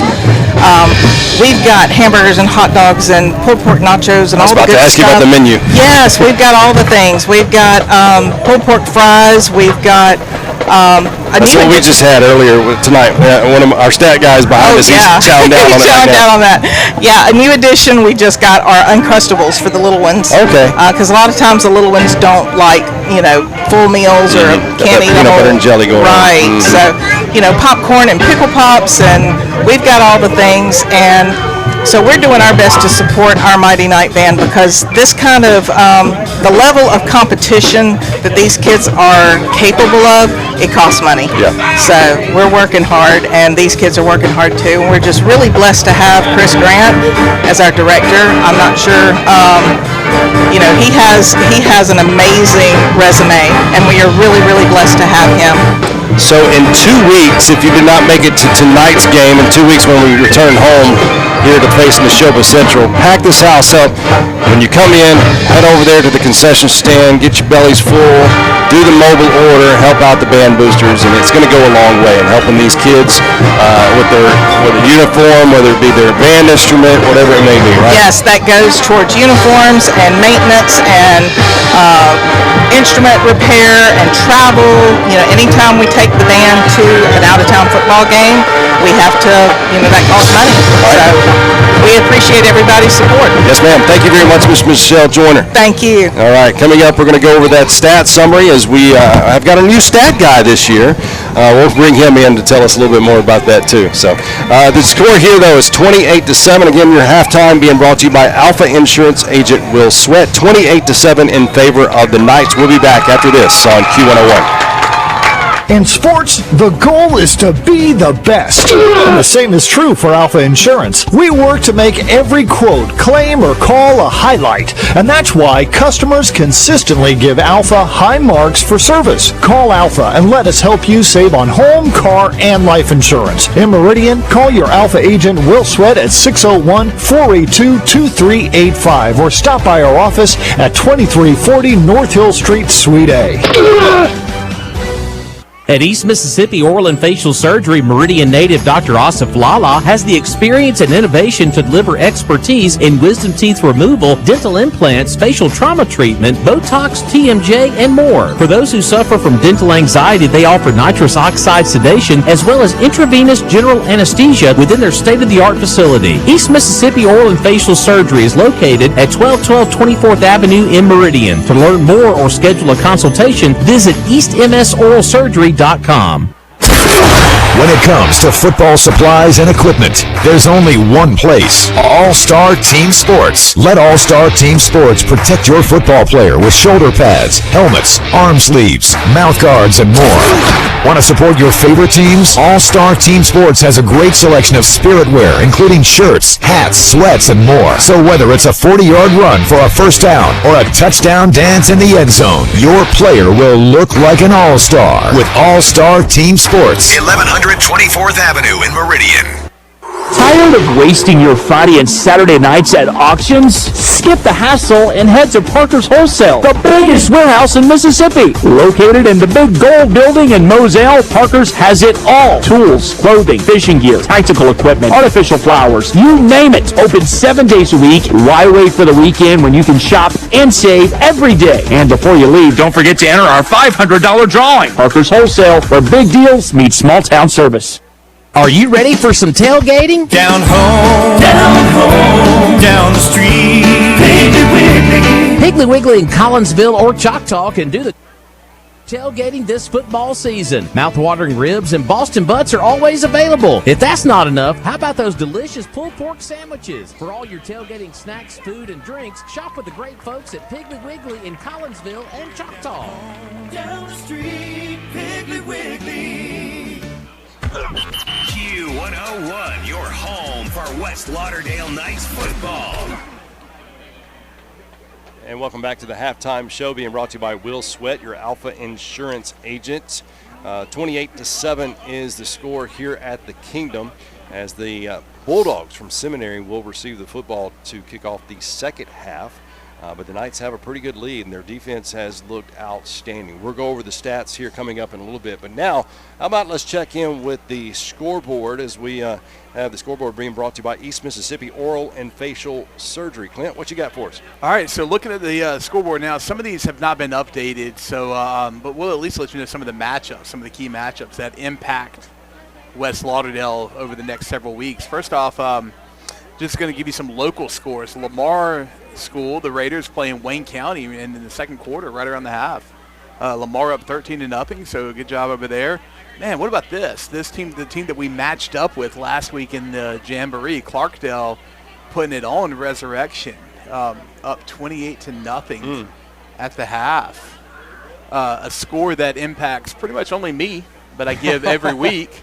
My alma mater, the Lawrence County Cougars, unfortunately, taking a little bit of a licking at the half, down 29-0 against the Brookhaven High Panthers.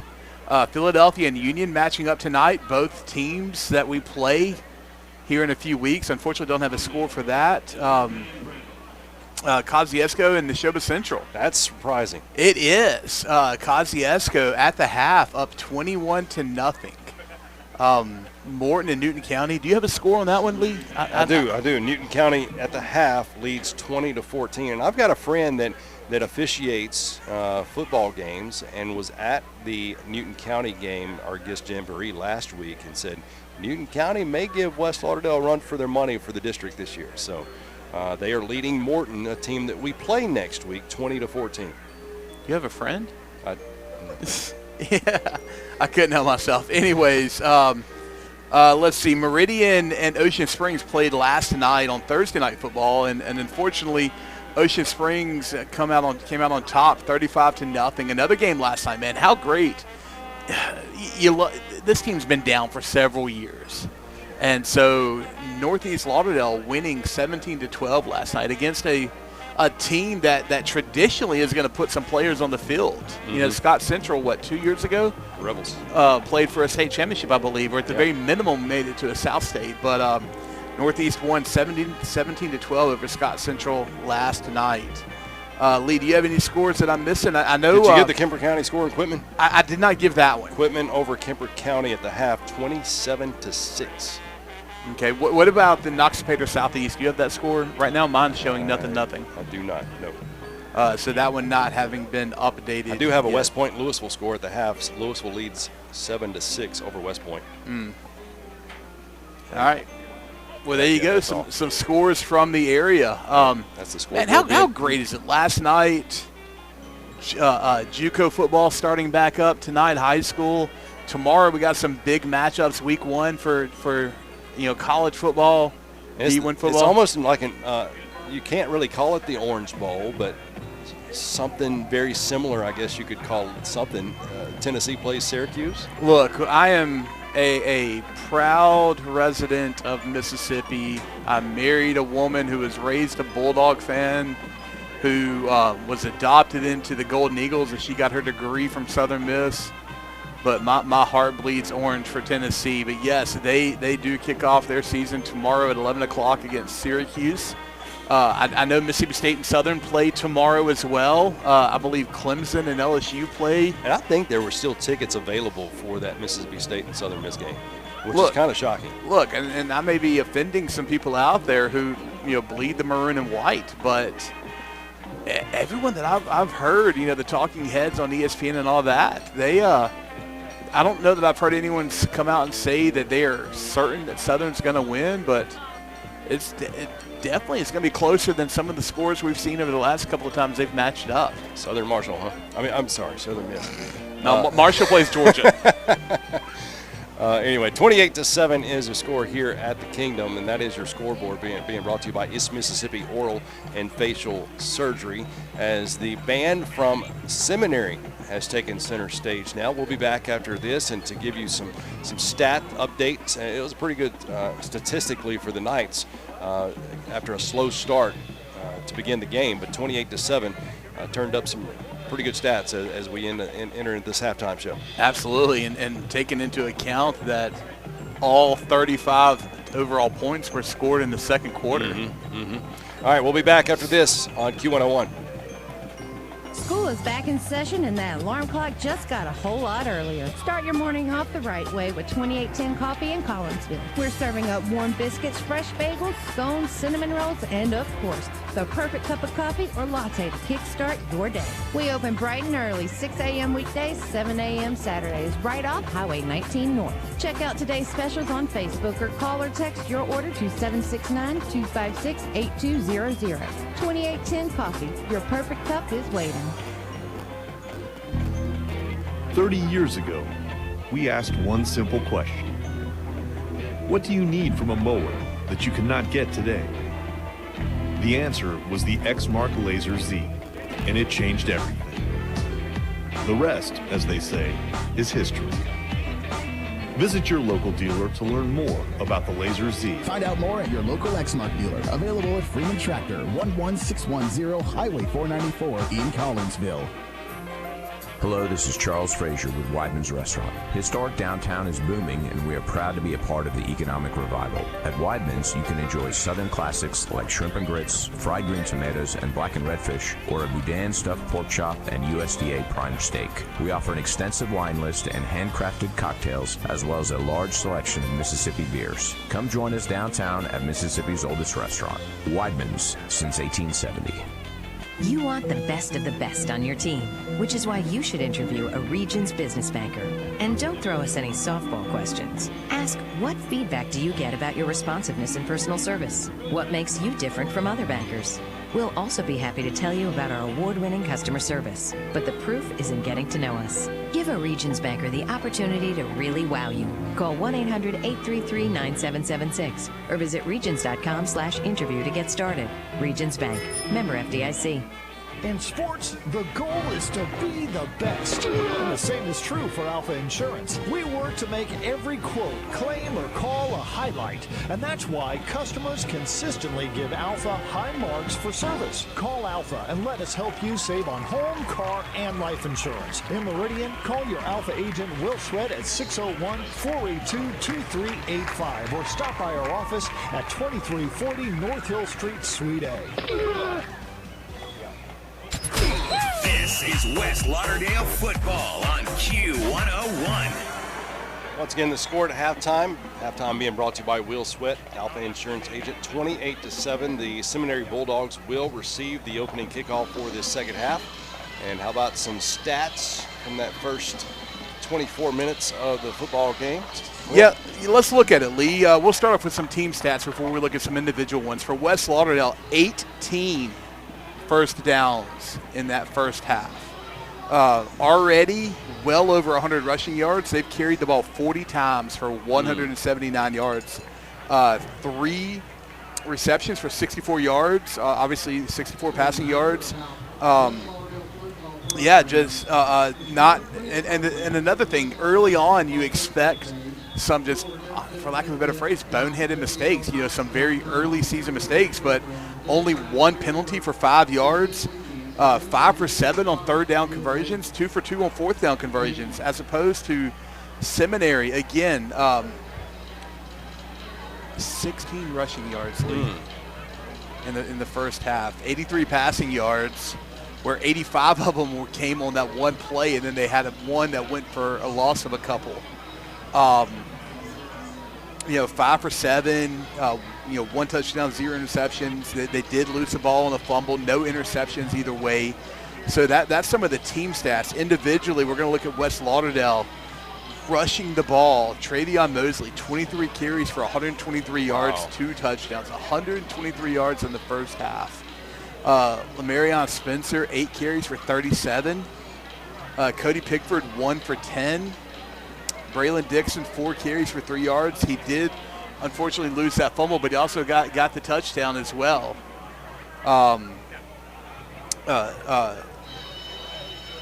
Zayden Moore and Bryson Offord both on the stat sheet for carrying the ball as well. Passing yards, Braylon Dixon all the way. Connecting totally for 64 yards and that 1 touchdown. So, again, just seeing some positive all across the board. We saw some positive early on, but unable to turn that positive into points. And then, like I said, in the second quarter was when we saw all the scoring on both sides of it. The 1 touchdown by Seminary and then the 4 touchdowns by West Lauderdale. In fact, looking at the drives in the second quarter, I mean, you had a touchdown for West Lauderdale at 6 minutes and 42 seconds, 4:28, 3:36, 2:37. Some of those were pretty quick strike touchdowns right there. So just love seeing this offense come to life. And man, I don't think we've talked about it enough. How great has the defense been for West Lauderdale tonight? Take away that one play, and you got a shutout.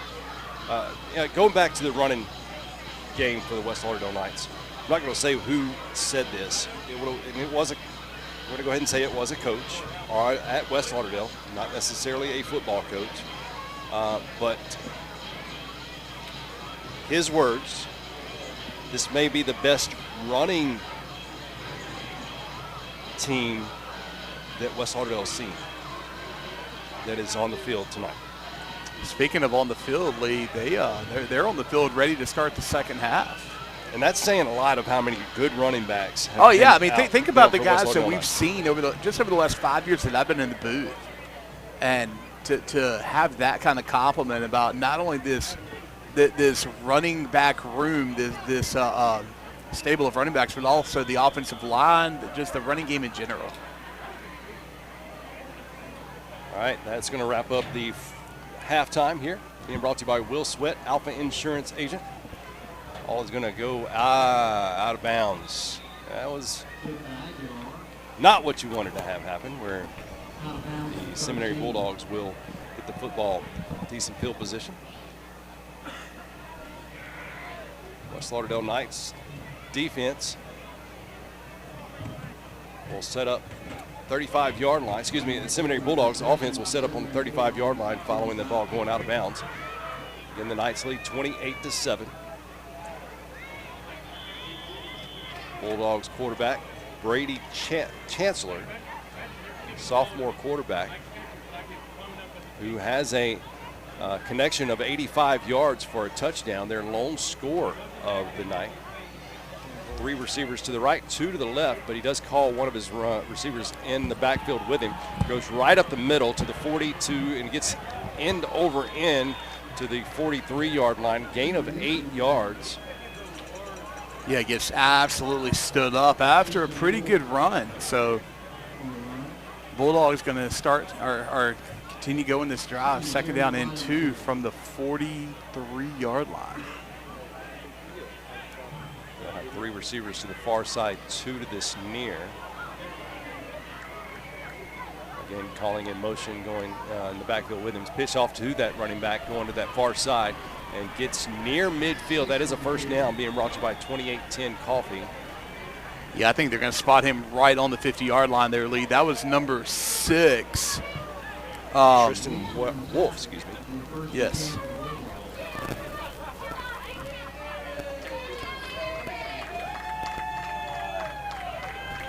First down and 10 from midfield. Seminary moving right to left on your radio. 3 receivers to the right, 2 to the left. And they'll send one in motion, number 11. Looking to pass and makes the connection there at midfield. He's up to the 45-yard line to the 41-yard line before being brought down. That'll be a gain of 9, so another pass completion.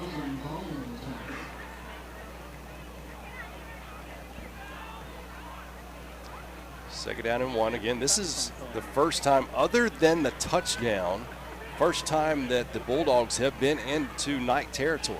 And even then, I mean, they didn't actually run a play from night territory. It was an 85-yard touchdown pass.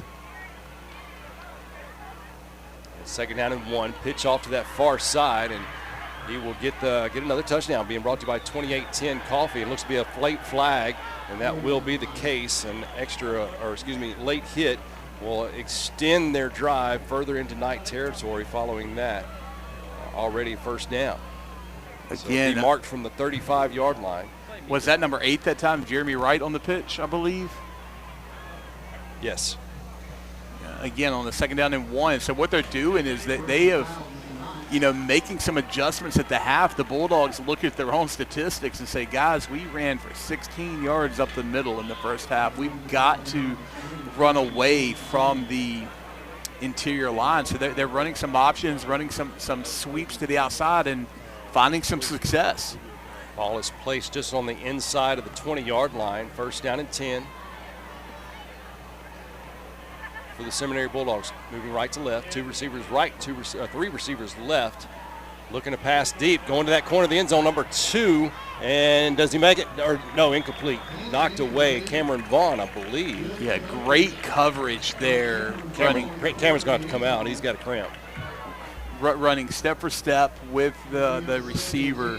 So outstanding job to knock that away there to keep the touchdown from happening. Going to bring up second down and 10.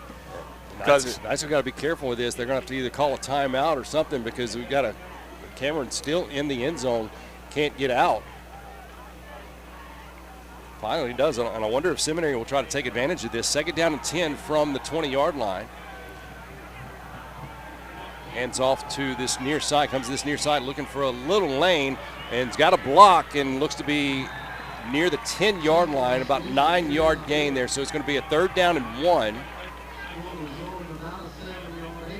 Again, they're going to give him credit for about 8 yards. I think that's going to be third and we'll say a long ball is one. Just on the outside of the 10-yard line. First down is just on the inside of the 10-yard line. But, I mean, barring a major loss of yardage here, you have to assume if they don't get it, they're in a 4-down territory. You're down 3 touchdowns in the second half. You can't settle for field goals. Score is 28-7 in favor of West Lauderdale, but Bulldogs are threatening here. 9:28 remains here in the third quarter. Handoff to number 6, goes that far side, and he does not get a first down. He probably lost about a half yard. Yeah, they're going to put it back on the 11-yard line. Just got absolutely bottled up there in the hole that he was trying to go in. Tried to spin out back inside, and what was met. So great job by the defense. And again, the offense staying out there on a 4th and moderately short, 4th and 2.5. Right. We talked about Seminary's defense bending and not breaking in the first quarter. How about this? Knights defense have gone, allowed Seminary to march down the field. How big would this stand be if they stop them here on 4th down? Pistol formation for the Bulldogs. They'll hand the ball off, comes to this near side. He will not get in. Or get the first down, and it'll be stopped about a yard shy of the line of scrimmage. So the Knights defense turns the ball over for the Knights offense to get that back on the football field. Yeah, great job by the defense there because, keep in mind, they on that set of downs, they had second down and about 1.5 and forced a couple of loss of yardage plays after the incomplete pass that Cameron Vaughn knocked the ball away in the end zone. So the defensive line just showing out there on that particular, set of downs. 8:38 remains here in the third quarter. Knights 28, Seminary 7. And what kind of, air did that take out of them, though? Here's Travion Mosley. Mosley to the 20. Mosley to the 30. Mosley to the 40. 45, midfield, 40, 35, 30, 25, 20, 15, 10, 5. Touchdown, West Lauderdale. How about an 88-yard touchdown run by Travion Mosley? We have a flag right there on the 49-yard line, Lee. I'm hoping that's just going to be a sideline warning. You know, the first one's a warning. Second one is yardage. Well, you would think the coaches would know what's been called, and they're still moving toward the end zone. So let's see.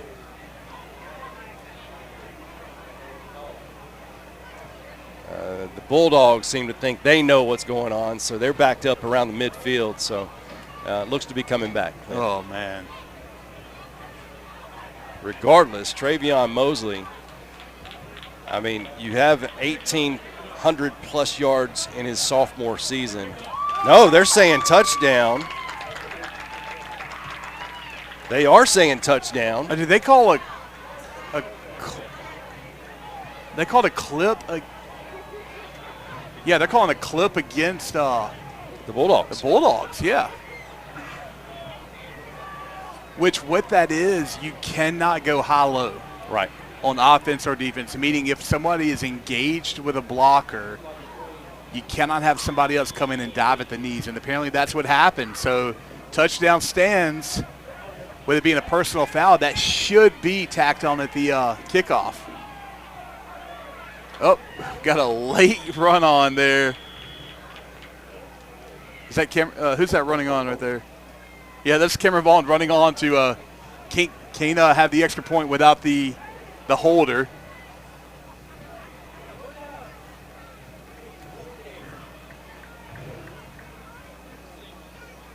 The head referee, the white hat, had gone over to the other sideline to explain the penalty.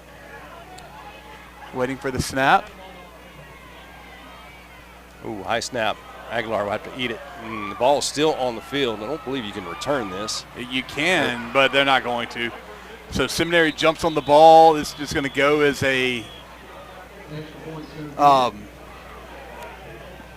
it's a you missed it. I mean, so the touchdown once again remains. The Knights extend their lead to 34-7. That touchdown being brought to you by Parker's Wholesale. We're going to stay here in action. We've got a window in front of us, and we've had quite a bit of fog. Just to give you the kind of what we're going through here. Yeah, we can hardly see right now. Yeah, pretty heavy layer of condensation, and so we've managed to get our hands on the squeegee with it on the stick and have given it to one of the fans sitting out in front of us, and graciously, generously, he's agreed to scrape it off. Well, I'll go ahead and tell you who that fan is. It is Joe Williams from Piggly Wiggly of Collinsville. Joe Williams, of course, fine sponsor there, FCA Pep Talk during the pregame show. So he's earning his due tonight. There we go. But, yeah, unfortunately, and Lee, that's happened twice. Now, a lot of good we've done tonight on the defensive side. Even on the offensive side, if you take out maybe one drive there in the first quarter. Man, the long snapping on extra points has been a little bit of an issue. Two of them, one went too low, one went too high, that we've had to when I was in high school, when I played, you had the what we called it the fire signal. The holder would scream out fire, fire, knowing that the kick wasn't happening, you had to run it in. But unfortunately, both times it has not worked to our advantage. Again, the clipping call on that long touchdown run is being enforced. That's 15 yards. So for the second time tonight, Aguilar is going to be kicking off from the Bulldog 45-yard line. Last time, Coach Clay just said, hey, boot it deep and went out the back of the end zone. We'll see if they run with that same thing. You most likely not going to go for any kind of trickery being up like this, but we'll see what they want to do. All right, here's Aguilar going to kick it short. Actually, his foot is in the end zone, so it will be a touchback. But 8-12 remains here in the third quarter. This quarter sponsored by All-Star Team Sports. One rule in high school that is different from college, semi-pro, pro, anything else that you may or may not know if you're listening to us right now, you cannot run any kickoff back if it goes in the end zone. Even if you have 1 foot in the end zone when you catch the ball, it's blown dead as a touchback. A lot of times that return man has no clue that they have. He was ready to run it out. Right, piece of cleat in that end zone because he was just like you just alluded to. He was about to run out. Seminary Bulldogs moving right to left from their own 20-yard line. They were a lot of misdirection in their previous drive, and They had it all the way down close to that end zone. Let's see what they elect to do here. They come out passing the football down to the 35, 40, 45 midfield, 45-40, 35-30, and out of bounds at the 30-yard line. Big play from the Bulldogs. Number 2 was the receiver, Matthew Barnes, who's a senior. Yeah, that was all yard after catch, Lee. I mean, he probably didn't catch that ball 3 yards beyond the line of scrimmage, but able to make a great first move and then just outrun everybody until somebody was able to catch up with an angle, but that went for what? From the 20 all the way down to the 30, so that's a 50-yard play there. Yeah. First down being brought to you by 2810 Coffee. 3 receivers to the far side, 1 to this near side. Chandler looking to pass. Those off in the flats there to the far side. Got a man. I believe that's number 6 for the Bulldogs, Tristan Wolf. Again, we've already talked about this, but just some adjustments we've seen them make from halftime. Just no success running the ball up the middle, so everything is going horizontally, going left to right, left and right, trying to find some open space. Second down and 2 for the Bulldogs. 3 receivers to this near side, 1 to the far. Handoff right up the middle, number 4, and gets hit right there at the line of scrimmage. I don't believe there was any gain on that play. Third down and 2 remains. 7:14 remains here in the third quarter. Knights lead 34-7.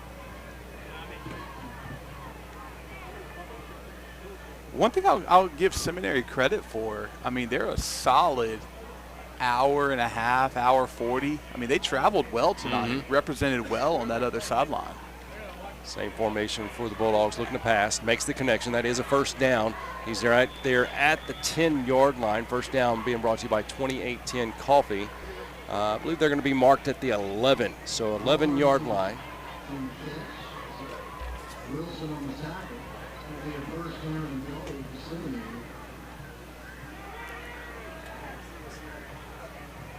First down and 10. Receiver on, 1 receiver to the right. They're taking this slow here. 6:30 remains. They may have to take a timeout here. 15 seconds. Yeah, they got plenty of time on the game, on the play clock. Pistol formation for the Bulldogs. Chancellor hands the ball off up the middle, and he gets maybe a yard. So second down 9. I mean, I respect the fact that they keep coming back to it, but there's just very little success they're finding between the tackles. And how much does that say about the 2 brand new defensive tackles for the West Lauderdale Knights? That middle of that line has just been, you can't get to it. Oh, absolutely, Lee. They're doing a great job. And again, this coming from a team that they do have a new quarterback, but a majority of their players are returning starters from last season. And so these guys that have all the experience that you would want in an offensive line, they're the ball comes free. Actually, the ball is just shot back toward around the 30-yard line, and the Bulldogs will have it third down and forever. For a first down to make, you'd have to get it all the way to the 1-yard line. Yeah, I think they're going to mark it on the 31-yard line, so that's going to be third down and 30, Lee. I don't think the quarterback was ready for the snap. I don't think anybody was, because there was no movement on the offensive line. The D-line just kind of ran free. They're fortunate to get it back. So, again, third down and 30. You want to talk about a drive killer. But, you know, the Bulldogs have had some big plays this second half. You wonder if that might help them out. Quarterback Chancellor looks to pass. And incomplete, fourth down. I mean, you're in no man's land. You're not going to go for a field goal. I don't know that you can punt the ball. So, I mean, you basically, if you're defense for West Lauderdale, get ready for the Hail Mary. Are we at the heat timeout? Yeah. Time. We'll step aside as well. Fourth down and 30. We'll come back in just about 30 seconds. But, again, the score 34-7. It is 4:54 remaining here in the third quarter, being brought to you by All-Star Team Sports. We'll be back after 30 seconds on Q101. When it comes to football supplies and equipment, there's only one place: All-Star Team Sports. Let All-Star Team Sports protect your football player with shoulder pads, helmets, arm sleeves, mouth guards, and more. Want to support your favorite teams? All-Star Team Sports has a great selection of spirit wear, including shirts, hats, sweats, and more. So whether it's a 40-yard run for a first down or a touchdown dance in the end zone, your player will look like an all-star with All-Star Team Sports. 1100 24th Avenue in Meridian. Now, more play-by-play of West Lauderdale football with Lee Taylor on Q101. All right, we're back here, 34-7 in favor of the Knights. 4:54 remains here in the third quarter. Bulldogs had it first down and 10 at the Knight 11-yard line, but a bad snap has them back down. 4th down and 30 from the 31-yard line. Quarterback moves off to his right, looking to pass. There's a flag on the play.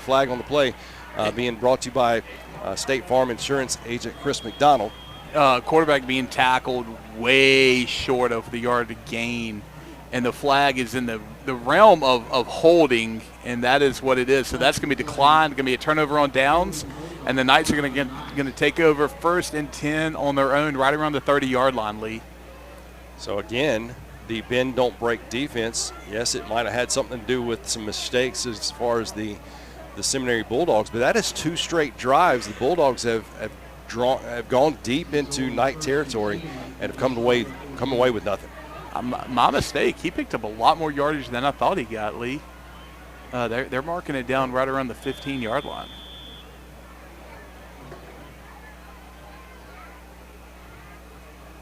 So it's 1st down and 10 for the Knights. A break huddle on the sideline. Again, lead 34-7. 4:48 remaining here in the third quarter. 2 receivers to this near side. Travion Mosley to the left of Braylon Dixon. Mosley gets the handoff. Or is that Moore? That's Zayden Moore, I believe. Yeah, what's going to happen here, and while we're still in the third quarter, the Knights do have a fairly comfortable lead. And so I feel pretty certain we're going to start slowly seeing some substitutions come in, giving some guys some experience, especially whenever we cross in that threshold into the fourth quarter. Again, Zayden Moore is the running back in the backfield with Braylon Dixon.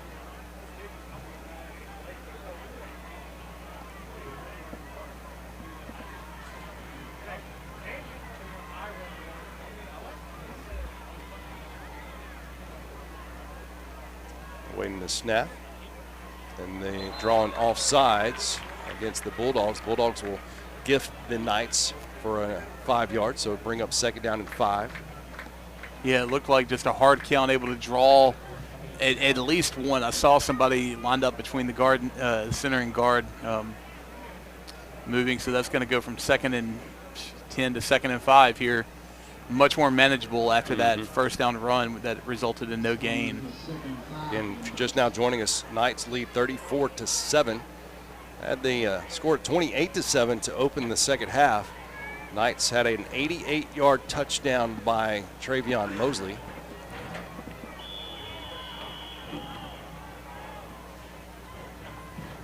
During their previous drive. 2nd down and 5, moving left to right.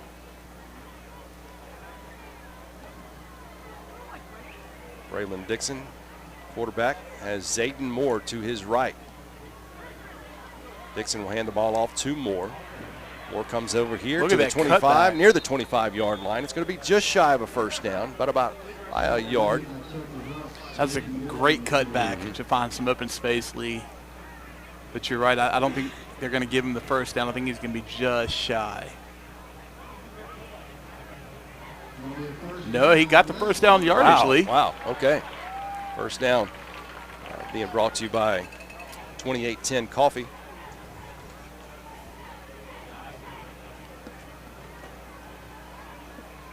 Knights are doing that methodical, just drain the clock. Yeah, I don't know that it's intentional yet, but, I mean, they've taken the play clock down inside the 10. I believe there was trouble with the football. The ball went on the ground, but I believe the Knights did recover. It'll be a loss of 3, it looks to be. 2nd down, 13.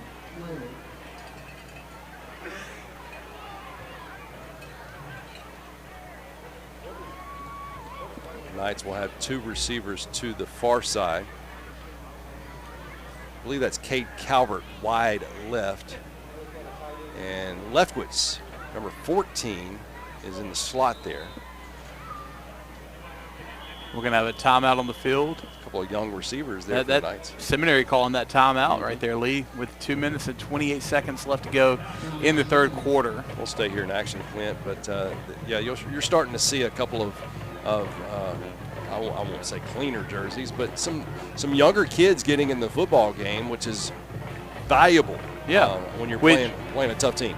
Which says a lot whenever you say we're bringing in some younger kids when we have so many younger guys already on the field. But you're right. I mean, we talked about this last year or earlier tonight about last year. We had several guys go down even in the first game, cramps and sprains, and it resulted, especially on the defensive side of the ball later in the season, where they were just, man, there was no real depth left because of injuries and all of that. And so to be able to get some real game-time varsity experience for these guys this early in the season can prove to just be invaluable later in the year. Spencer back in the football game as he is directly behind Braylon Dixon. Moore swings out wide left. I believe that's Cole to the wide right, and Dixon is just eat up in the backfield. 2-yard loss. I won't say a 1-yard loss, so it's third down. 14, I guess. If I can get my eyes in between a few of these clean spots on the window here. Third down, 15. But yeah, and a couple of things led to that. First off, they were that was a run-stop defense that was called. They were committing something run. Another one, that was a little bit of a low snap that threw the timing off some. But either way, you're going to have a third and long, third and about 15 here from your own 20-yard line. Cole and Moore as your receivers to that far side. Again, third down, 15, like Clint just said. Rolls out. Dixon rolls out to his left, looking for a pass. Zayden Moore makes the connection, or yeah, he will make the no. They're saying incomplete. He already made the connection, but you know, in high school, you can't get back up after the connection is made. But it was a low pass. And that's going to bring out the punt team for. And I think Moore believes he caught the football. Well, he's got his hands up saying, I believe I caught the football. Unfortunately, replay is not a thing in high school. Right. And so the punt team for West Lauderdale coming out for what I believe is the first time.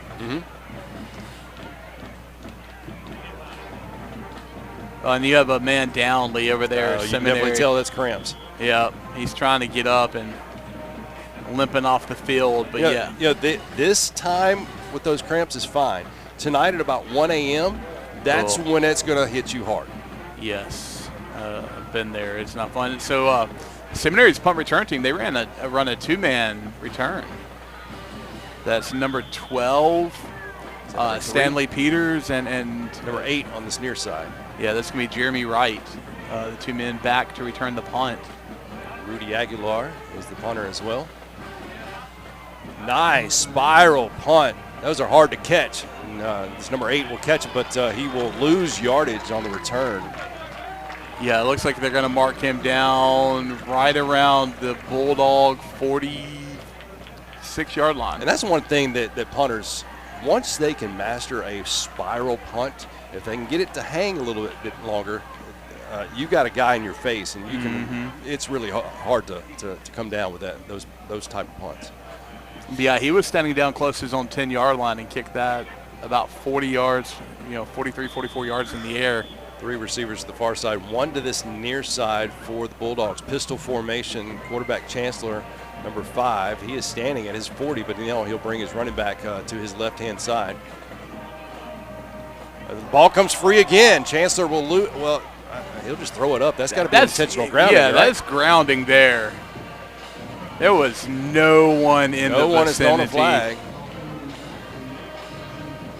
Yeah, he picked up the football around the 35-yard line and just heaved it toward the sideline. No one was there. That's got to be intentional grounding. You saw Coach Clay there talking to the side judge, and he's going out to have a conversation with the white hat. Yeah. The side judge is saying there was a receiver, but the receiver was a good 10 to 15 yards away from the play. I don't know how. I'm not sure what their definition of intentional grounding is, but it's obviously different from mine. Yeah, he's explaining it to Coach Clay, pointing way downfield, saying he was there. 1:21 remains here in the third quarter. 34-7 is your score. Yeah, that's one of those that if the score was any closer, I'm sure it would be. So I don't read lips well, but I think it went, why was that non-intentional grounding? The referee goes, he was on the field. Early movement for the Bulldogs, and that'll back them up. That flag on the play is brought to you by Chris McDonald, State Farm Insurance Agent. So that one will actually back them up. Second down and 15 for the Bulldogs. Bulldogs moving right to left. Bulldogs have done fairly well as far as yardage this second half, but have yet to put anything to show for it in the end zone.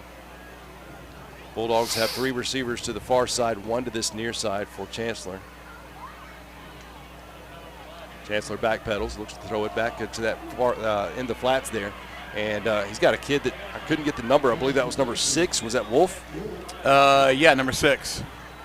Yeah, that's Tristan Wolf. He's going to be close to a first down. I think he got it, Lee. They've already got a first down marked there. Yeah. Got the sticks and +1, so he'll be down at the Knight 43-yard line, just inside 60 seconds here in the third quarter.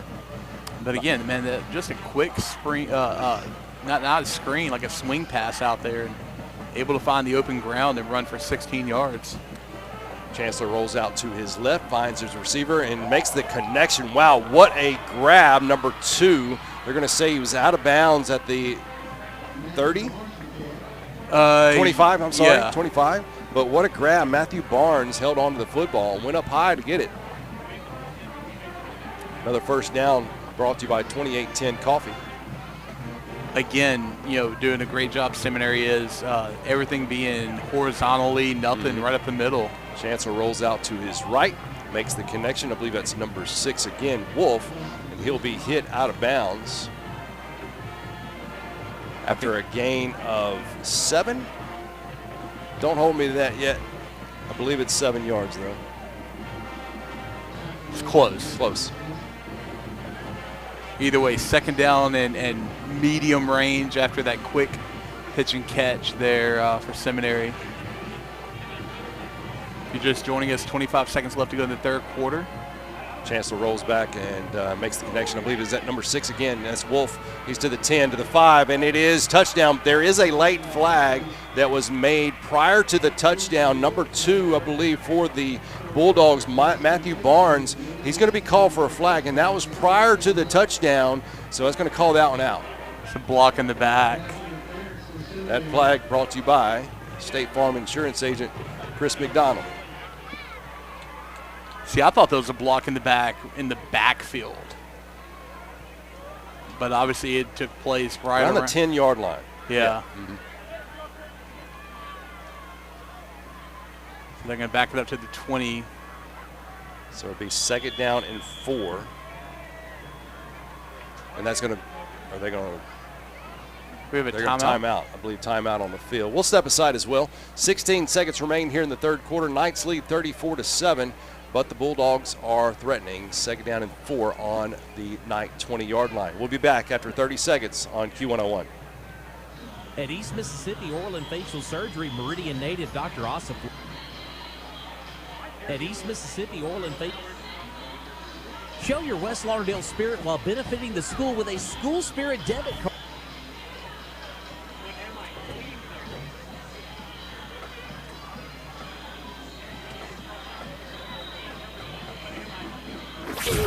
Now, more play-by-play of West Lauderdale football with Lee Taylor on Q101.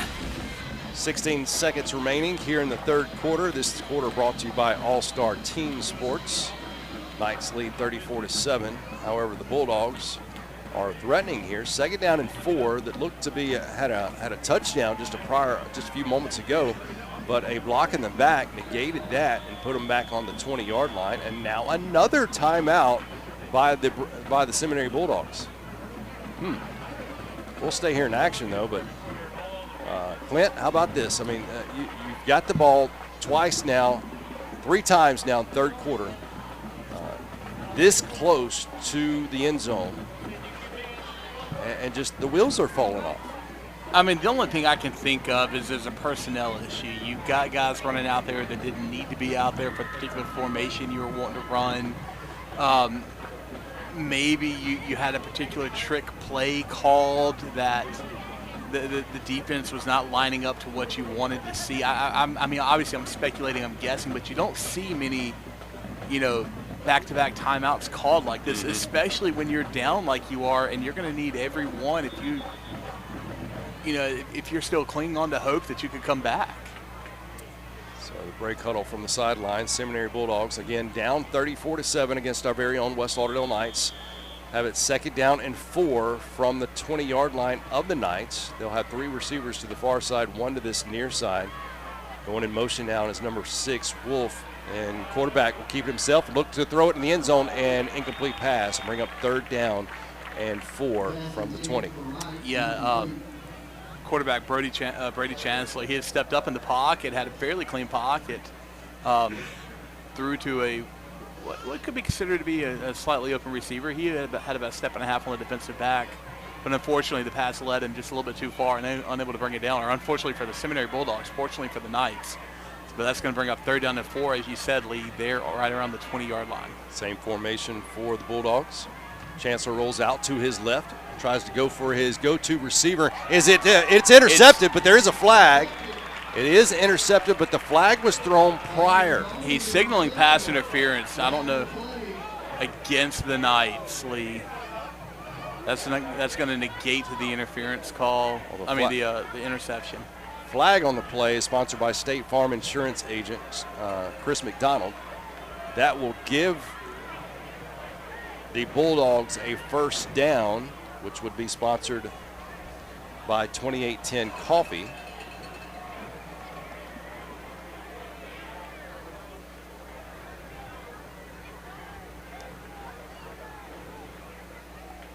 Still waiting on an actual signal from the white hat, but I don't see how it was pass interference. He had his back to him. Yeah.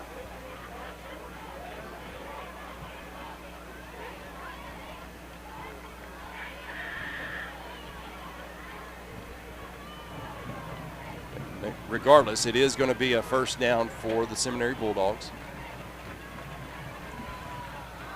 Pass interference on the Knights. There's the signal.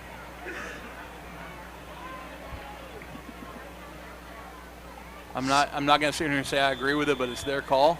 6 seconds left in here in the 3rd quarter. Again, the Knights lead 34-7, but now Bulldogs are really threatening 1st down and goal from the 10-yard line. And 3 receivers to the right, 1 to the left. That's his go-to man. Number 2 is Barnes. Chancellor will hand it off up the middle, though, to Wolf. Wolf to the 5, inside the 5, touchdown. Bulldogs, 10-yard carry by Wolf will give the Bulldogs 6 points. 34-13 currently is the score. 0.5 seconds remain here in the 3rd quarter. Just an absolute heartbreaker on that drive when you get the interception thinking you've got the turnover, and then negated by the penalty, and next play able to run it in for the touchdown. That 10-yard touchdown run by Wolf is brought to you by Parker Wholesale. And here's a flag on the play. Man, these referees, it's going to be against the Knights, so you got to wonder if Coach Mitch Evans will put his offense back on the field. No movement yet. Number 87, Talon Shoemake, junior kicker, stays on that football field. Yeah. Attempt this extra point here.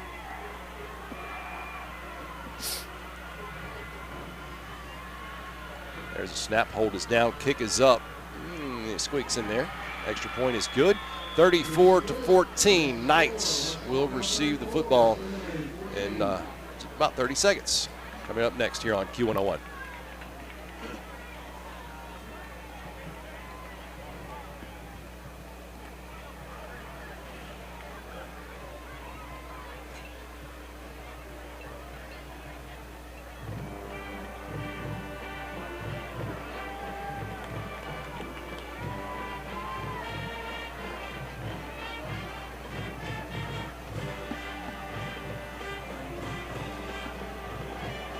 Seminary Bulldogs getting lined up to kick the ball off. Like Lee said just a second ago, literally 0.5 seconds left on the board. So if this is returned anywhere in the field of play, this is going to be the end of the third quarter after this kickoff.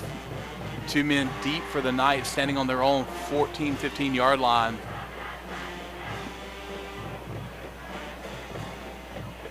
Any chance for onside? I doubt it. Maybe. Shoemake kicks it short. Going to come up to about the 27-yard line. I believe that's Zayden Moore. Zayden cuts back out. No, he cuts back in, and then 40-yard line to the 42-yard line. Nice little return for Zayden Moore. Ball kind of just held up there. About a 15-yard return for Zayden Moore. Yeah, and that's going to be the end of the third quarter, Lee, as I'm looking at all zeros on the board as the teams run off to the sideline to get a little water and get ready to play this fourth quarter. 34-14. We'll stay here in action. Again, the Knights will have the football, great field position at the 42-yard line. They don't have to march too far to swap sides. But you got to think one more score puts this thing really out of the picture here. Yeah, for the Knights. I mean, it's already going to be a very daunting task for the Bulldogs to come back. You say that, but I didn't say impossible. I said daunting. I said improbable. I said difficult. But you're right, Lee. I mean, you play the game because anything can happen. I've seen bigger comebacks in this game. But, you know, if the Knights continue doing what they're doing, playing pretty good defense, offense playing well, yeah. But at the same time, you think if you put one more touchdown up, again, you're going to start seeing some cleaner jerseys come out on the field as well. We'll actually start the fourth quarter. Fourth quarter being brought to you by All-Star Team Sports on the 41-yard line. 2 receivers to this near side. I believe that's Lefkowitz as well as Calvert to this near side. Braylon Dixon, sophomore quarterback. Shotgun, he'll hand the ball off to Moore. Moore comes to this near side. Nothing there. Might have even lost a yard. Again, a little bit of a low snap, throwing the timing off, letting some of those defensive linemen penetrate and disrupt the play. But they are going to say this is about a half-yard loss there. Spencer checks into the game. I think at this point you're going to start seeing that play clock drained a fair amount. Second down and 11 as the ball is now spotted at the 40-yard line. Yeah, I mean, it's down to 14 seconds, and they're just now getting ready to snap the ball. Pistol formation, low snap. He has to get down and pick it up. Lamar, by the time Lamarion was able to put the ball in his mitt, there was just nowhere to go. So third down and 10 for the Knights. Yeah, we're beginning to see that, unfortunately, a little more often, the snap being low and typically to his left. And, you know, that running play was designed to go right side, and so it was way off on the timing. And, again, just fortunate to get back to the line of scrimmage, third down and 10 here. You got to wonder how much, the later it gets, how much wetter that football is.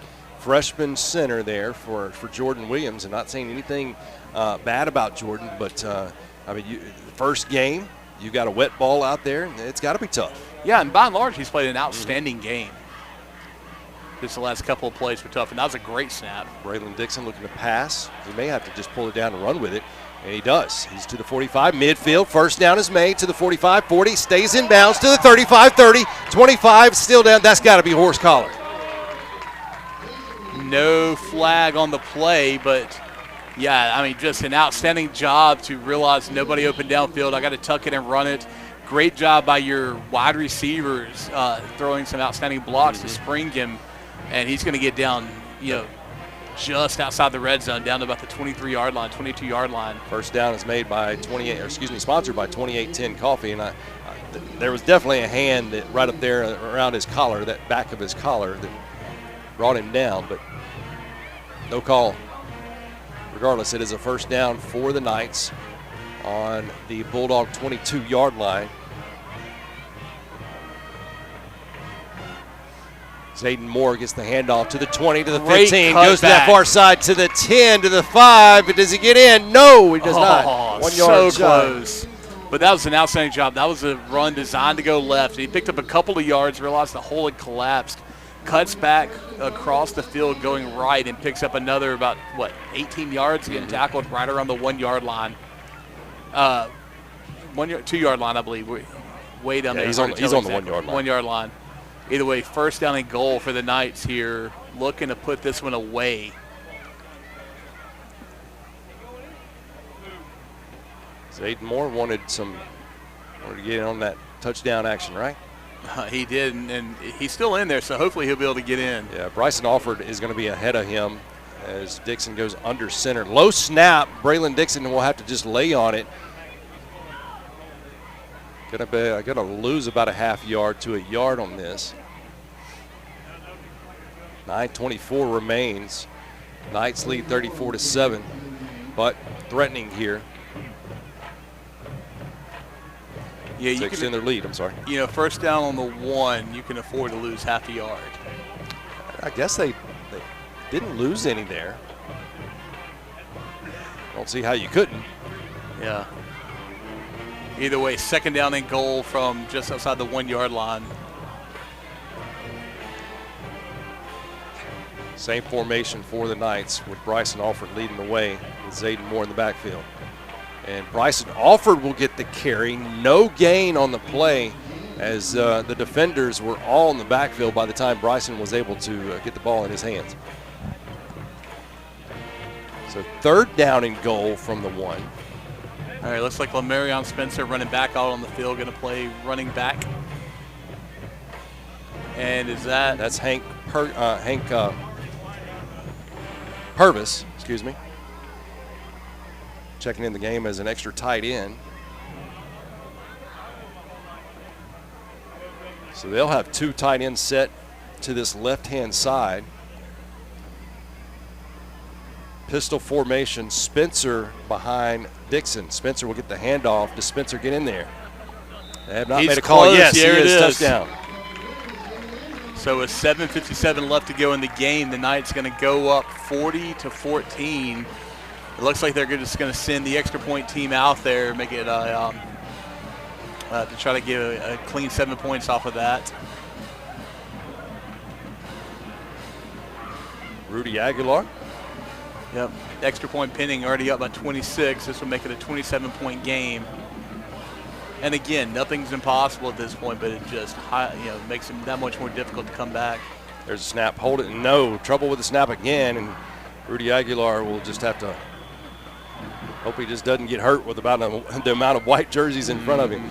That score, of course, being brought to you by Parker Wholesale. That 1 yard touchdown run by Lamarion Spencer. We'll stay right here as we are just under 8 minutes left here to play tonight. Knights lead 40-14.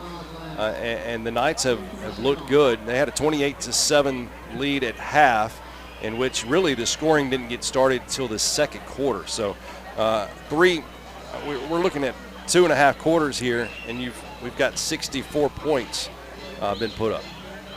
Yeah, and again, kind of a slow start offensively, but able to actually just jump on it over the last 2.5 quarters. Defensively, they've played pretty well all night.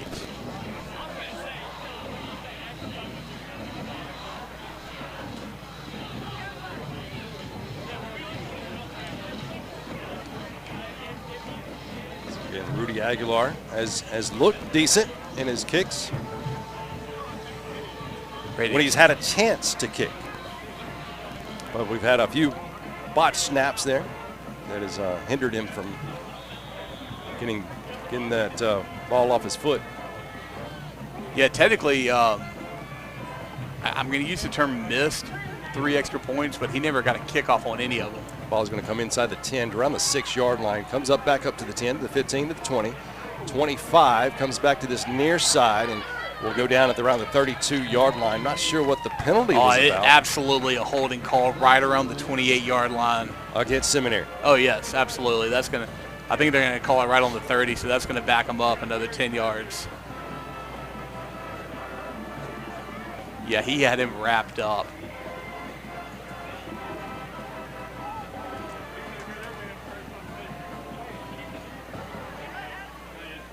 Again, 7:49 remaining here in the fourth quarter in the football game. going to call a heat timeout. Or is it an injury? No, there's an injury on this near sideline, on the Knights sideline. I believe we have an injured Bulldog. Yeah, it looks like a cramp. He's already back on his feet, but definitely uncomfortable. And again, we talked about it pre-game that it wasn't going to be as impactful as it was last year when you were in the mid-90s and just an insane humidity percentage. But keep in mind, these guys, while they are conditioned, there's a difference between condition and football condition. Right. You know, I don't care how much running you do, all your conditioning in the summer workouts and preseason, there's just nothing like being out there. And we're seeing this as the game goes on, more and more guys going down with cramps. All right, here we go. Bulldogs have the football at the 20 on their own 20-yard line. Shotgun formation, handoff to the running back. I believe that's Wolf. I'm not 100% sure on that. No, that's number 20 for the Bulldogs. Yeah, that's J.J. McKines. McKines, freshman running back out there now. But he's going to fall forward for about a 3-yard gain. Going to bring up second down and 7. 7 minutes and 25 seconds left to go in the game. Knights up 40-14. 3 receivers left, 1 to the right for Chancellor. Looking to pass. Makes the connection there at the 20-yard line. Comes upfield to the at the 20-yard line to the 25-yard line. So a gain of 5, gain officially to 2 yards. It's going to bring up third down and 5. From where he caught it, it was a gain of 5. But ball being marked on the 25-yard line, having to get to the 30. 3 receivers to this near side as Brady Chancellor looks over his left-hand shoulder. Get the play call from offensive coaches there for the Seminary Bulldogs. Chancellor rolls out to his right, looking for a receiver. He's got one, and 2 Knights went up for it and hit each other. You got to hope that no one is injured in this play. Spencer and did not get the other number. Either one of them individually, that's an interception. But unfortunately, both of them eyes on the ball, went for it, and the ball falls incomplete. But right now, we're less concerned about the non-interception and more concerned about the Knight down on the field. Is that Javion? No, that's Cohen. Is it? I never saw his number. Peoples. Yeah. Yeah, and he's back on his feet. I'm sure they'll have words after. But either way, that's going to bring up 4th down and 5. Both teams on the sideline. Are they taking the heat timeout now, Lee? They never motioned for it. Is a timeout it called? It might have been an injury timeout, though. Yeah, but the injury timeout typically ends when they get the player off the field. Regardless, it's 4th down and 5. Just under 6.5 minutes to play here. Knights have a 40-14 lead over the Seminary Bulldogs. All right, so do you pump the ball away? Do you go for it? All right, it looks like they're going to punt it. At least the punting team is out there. There is no, there he goes. I was about to say there's no deep man. Spencer will go back to about the 40-yard line for the Knights. They'll send 2 back, actually. There's a snap. Punt is away. Low end-over-end kick. Not returnable. Yeah, pretty good roll. That's going to go down to about the 36-yard line. I would think you're probably going to see some young Knights step on the football field in this drive. Yeah, I'm excited to see who we have coming out here. I'm seeing a few clean jerseys heading toward the huddle right now, Lee.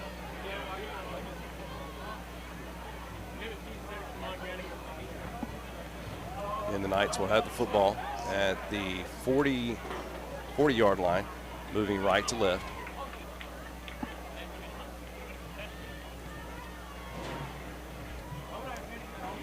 I'm sorry, 37-yard line.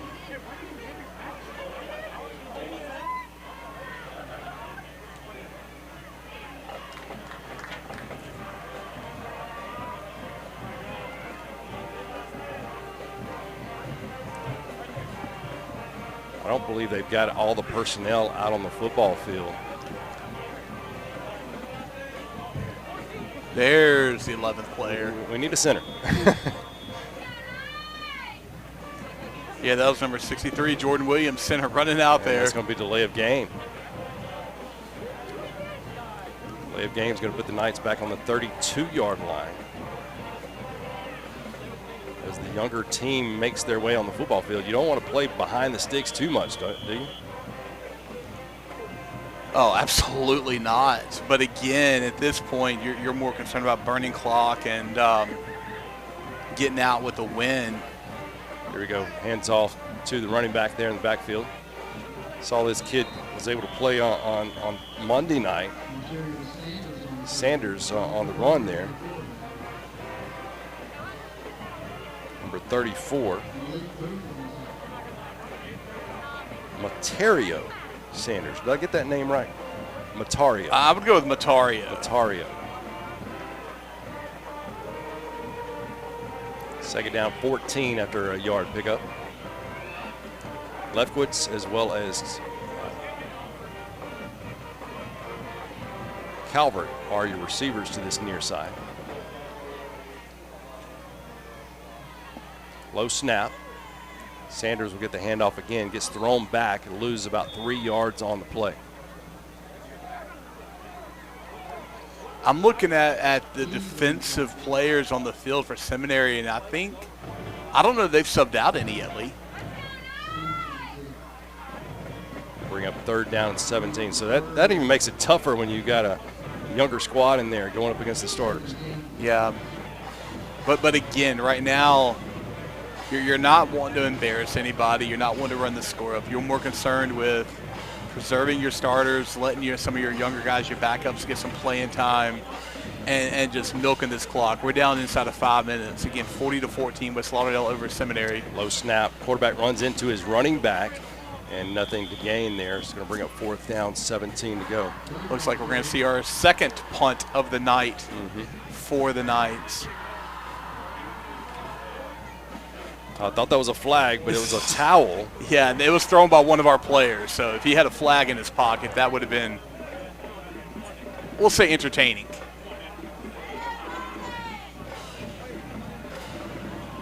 Aguilar be doing the punting duties once again.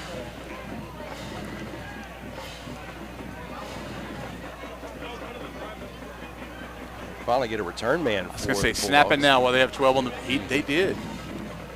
Rugby style punt there. He gets it. He's able to return it as well. He's up to midfield to the 45, 40, out of bounds inside the 40-yard line. That's the problem with the rugby style kicks that are kicked so quick. You get the ball to the hands quicker than the return man can get, or the punt team can get to him. And on top of that, you had not only was it a rugby style kick, it was a low kick, and yeah, the cover guys just had no chance to get down there. I'm trying to pick up the number of – I see him down there limping, came off with a cramp. Either way, I think he's going to be okay. Just kind of cramped up a little bit for the Knights. Bulldogs with by far some of the best starting field position they've had tonight, taking over on the West Lauderdale 38, 39-yard line. New quarterback in the game for the Bulldogs. I'll get his number to you in just a second. That is number 11. He's been in the game. Tackle in the backfield, though, for the Knights. Got to be careful not to get a late hit on. But he was in the backfield. Number 11 for the Bulldogs is Jonathan Jackson. Junior quarterback. He's been in the game as far as receiver, but he looks to be limping, and he's got a little knee brace there. Not a brace, but one of those little sleeves.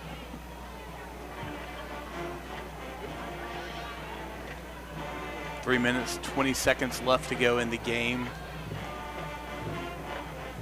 Taking a lot of time, which, again, Seminary's at a point where it's less about making a comeback and more about just making sure some of your guys stay healthy. Yeah.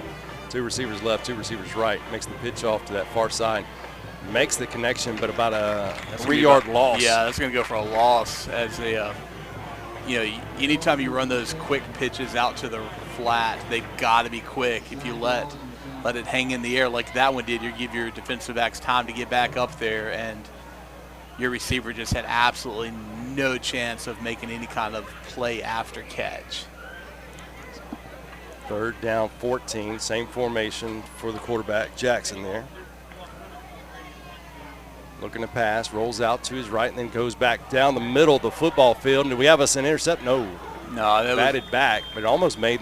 I didn't get the number, but it almost made the play after the tip. Yeah, it just falls harmlessly incomplete, and now you're going to have a 4th down situation to where you're not going to punt the ball here. So most likely going to be another pass downfield as the clock stops on the incomplete pass with 2 minutes and 24 seconds left to go in the game.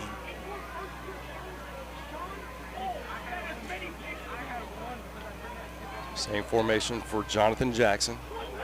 Backup quarterback for the Bulldogs, and they'll take, I believe this is going to be their final timeout.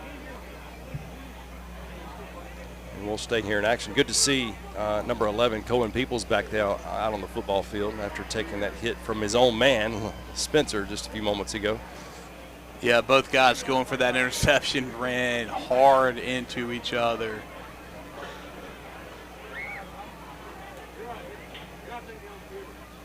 Knights lead 40-14. They will be on the road to take on Morton next week. Yeah, Morton playing Newton County right now, and in the 4th quarter, Newton County up 32-21 in that game. So excited to head over there and play the Panthers. It's been a while since we've played Morton at Morton. Yeah. Remember playing them with the big old defensive tackle. Can't remember his last name. But he ended up going on to play college football, I believe. Oh, really? I think that was before I got up in the booth. Oh, yeah. It sways a little bit, or at least it used to. 4th down and 14. Bulldogs will hand the ball off and get met there at the line of scrimmage. He pulls forward about 2, maybe 3 yards, so they'll turn the ball over at the 39-yard line. Knights offense. Starting to get a few more younger ones in there.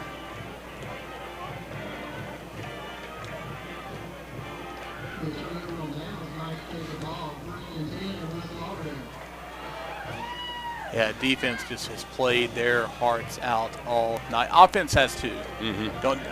Put 40 points on the board. You obviously have. It looks like we're going to have a new quarterback coming in. Is that number 15?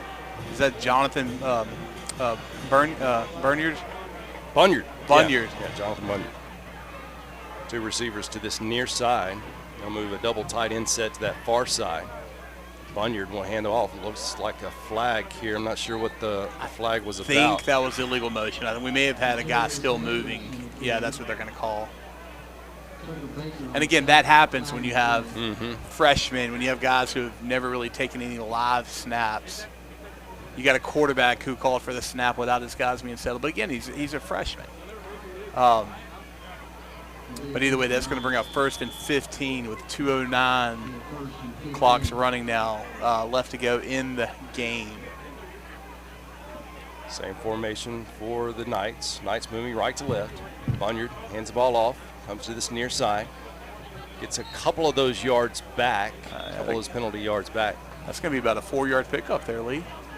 3-yard pickup. How about this? This particular team that's out on the field now, you could basically say their JV team, going to be back here in action Tuesday night. Back in action on Tuesday night. If you want to follow more night football action. And I don't know why you wouldn't. Running that play clock down inside of 15 seconds.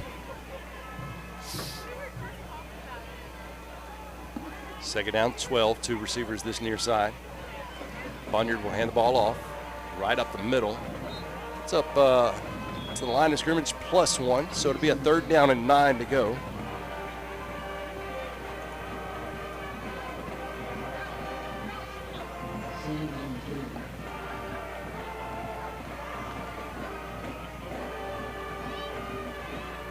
And I believe if they run this down all the way, this could potentially be the last play of the game. 43 seconds remain. junior varsity team will be at Neshoba Central this Tuesday night, as well as the 7th and 8th grade. Bunyard will take it himself and get up near the 45-yard line, be about a yard shy of the 45-yard line. And that's probably going to be the last play, as you said. It's going to be 4th down and 5. Yeah, unless they choose to. They don't have to snap the ball again. 15 seconds left to go in the game. But what a showing the West Lauderdale Knights gave tonight. After just struggling to get the ball in the end zone the first quarter, comes out and puts 40 points on the board for the remainder of the game and only allows 14. Good job, the West Lauderdale Knights, starting the 2025 season 1-0. Be on the road to take on Morton next week. But before that, we're going to wrap up tonight's game's action.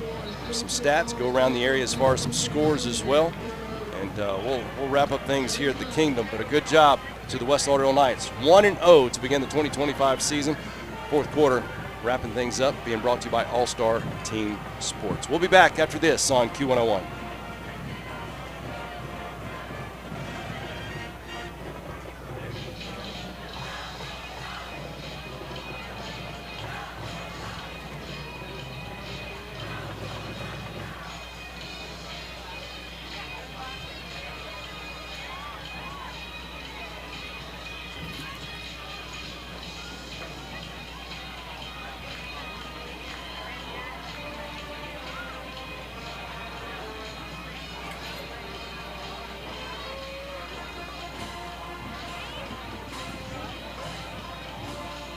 Let All-Star Team Sports protect your football player with shoulder pads, helmets, arm sleeves, mouth guards, and more. Want to support your favorite teams? All-Star Team Sports has a great selection of spirit wear, including shirts, hats, sweats, and more. So whether it's a 40-yard run for a first down or a touchdown dance in the end zone, your player will look like an all-star with All-Star Team Sports. 1100 24th Avenue in Meridian. Locally owned and operated for over 45 years, Battery One Source is your source for auto, motorcycle, marine, and lawn and garden batteries. But don't buy before you let them check your old battery. Absolutely free. If your golf cart needs to be repaired or maybe you want to add some accessories, Battery One Source does that too. And with over 20 years experience in cell phone repairs, they are your cell phone and iPad repair headquarters. Battery One Source, located at 2618 North Frontage Road, or call 601-693-1500. At East Mississippi Oral and Facial Surgery, Meridian native Dr. Asif Lala has the experience and innovation to deliver expertise in wisdom teeth removal, dental implants, facial trauma treatment, Botox, TMJ, and more. For those who suffer from dental anxiety, they offer nitrous oxide sedation as well as intravenous general anesthesia within their state-of-the-art facility. East Mississippi Oral and Facial Surgery is located at 1212 24th Avenue in Meridian. To learn more or schedule a consultation, visit eastmsoralsurgery.com. Show your West Lauderdale spirit while benefiting the school with a School Spirit debit card from the Citizens Bank. Go Knights! Use your West Lauderdale School Spirit debit card as a credit transaction, and for every signature purchase, the Citizens Bank will donate 5 cents to the school. Boost your school spirit with every purchase by using your West Lauderdale School Spirit debit card from the Citizens Bank. See Mike Shelby and the staff in Collinsville at the Citizens Bank, or call 601-626-7608. Member FDIC. Hello, this is Charles Frazier with Weidman's Restaurant. Historic downtown is booming, and we are proud to be a part of the economic revival. At Weidman's, you can enjoy Southern classics like shrimp and grits, fried green tomatoes, and black and red fish, or a boudin stuffed pork chop and USDA prime steak. We offer an extensive wine list and handcrafted cocktails, as well as a large selection of Mississippi beers. Come join us downtown at Mississippi's oldest restaurant, Weidman's, since 1870. 30 years ago, we asked one simple question. What do you need from a mower that you cannot get today? The answer was the Exmark Laser Z, and it changed everything. The rest, as they say, is history. Visit your local dealer to learn more about the Laser Z. Find out more at your local Exmark dealer. Available at Freeman Tractor, 11610 Highway 494 in Collinsville. With the clock on the scoreboard reading all zeros, let's send it back out to Lee and Clint one final time for their thoughts on tonight's game and a brief preview of next week's matchup on your official post-game show, fueled by Family Flea Market and your home for West Lauderdale Knights football, Q101. All right, welcome back here to the Kingdom of the Night as the Knights go 1-0 to begin the 2025 season, and got to take one game at a time. And the first matchup against the Seminary Bulldogs went in your favor. So good job, West Lauderdale Knights. On to the Morton Panthers next week on the road. So if you can't make the trip, we'd love to have you join us right here on Q101. But I'll tell you what, a game that kind of was like, okay, you're doing good at the beginning, but then you're just nothing to show for it. Those type of games, that's what kind of gets you nervous going into the second quarter. But they were not to be denied. They started putting some things together and taking advantage of some mistakes and putting the ball in the end zone. Got on the board with a 9-yard touchdown run by Mosley, and then a 7-yard touchdown run by Mosley, and ended up getting an 88-yard touchdown run in the second half. But Mosley, I tell you what, he did not lose a step coming from that 1,800-plus yard season last year. He is on. I don't know where he's going to end up being after this year, at the end of this year, but he is. We'll check him in the stats in a little bit, but he's got a good first game there for the West Lauderdale Knights. Yeah, absolutely. Anytime, and again, we'll go over some official stats here in a couple minutes, but I mean, just to give you a little spoiler, anytime you're able to crack the 200-yard mark in game one, it's a good sign for things to come. But you're right, Lee. I mean, you're looking at 8 touchdowns that were scored tonight between the two teams.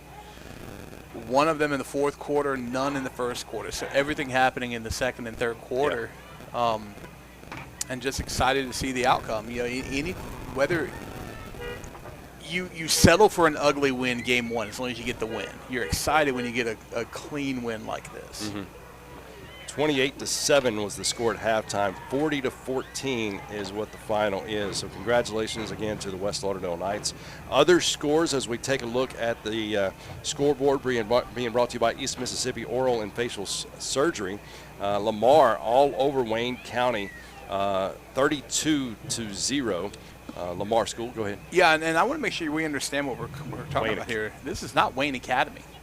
Wayne County. This is Wayne County. This is the Wayne County that has, I don't know how many state championships. The Wayne County that perennially is going to put up just a fight wherever you go.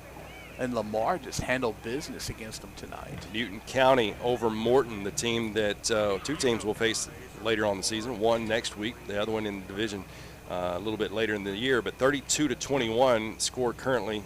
Newton County leads the Morton Panthers. Let's see. Quitman over Kemper County. Quitman Panthers 34-12. We don't have anything over. Okay, it is a final. West Point defeats Louisville 9-7. Wow. How about that? Louisville not beat. Something you expect to see coming out of Louisville. I mean, this is a team that preseason was ranked either number 1 or number 2 in all of 4A. Northeast Lauderdale, this was, I believe, it was last night. Yeah. Northeast Lauderdale defeats Scott Central 17-12. Kosciuszko all over Neshoba Central. We'll be taking on Neshoba Central in 2 weeks back here at the Kingdom, 49-7. Kosciuszko Whippets all over the Neshoba Central Rockets. Forest against Lake. Forest 37, Lake 0. Then we have Noxubee County, a team that's always hot as well. They lead Heidelberg. That's a third quarter score. And then finally, Union over Philadelphia. That's a second quarter score. We haven't got an update on that, 32-6. And, of course, Meridian High played last night against Ocean Springs. They fell to Ocean Springs, the Greyhounds, 35-0. And that is your scoreboard, being brought to you by East Mississippi Oral and Facial Surgery. One I think you missed, Lee. I don't think you mentioned the Clarkdale score tonight. Oh, yeah. Clarkdale playing Resurrection Catholic School out of the Jackson area, I believe. But either way, this one's going final. Clarkdale winning 35-7. So the team that we matched up with last night in the Jamboree, excited to see. Last week. Last week. I'm sorry, not last night. Excited to see them come out on top. And then we mentioned this earlier, but it was a game last night. Ocean Springs all over Meridian, 35-0 last night at Ray Stadium.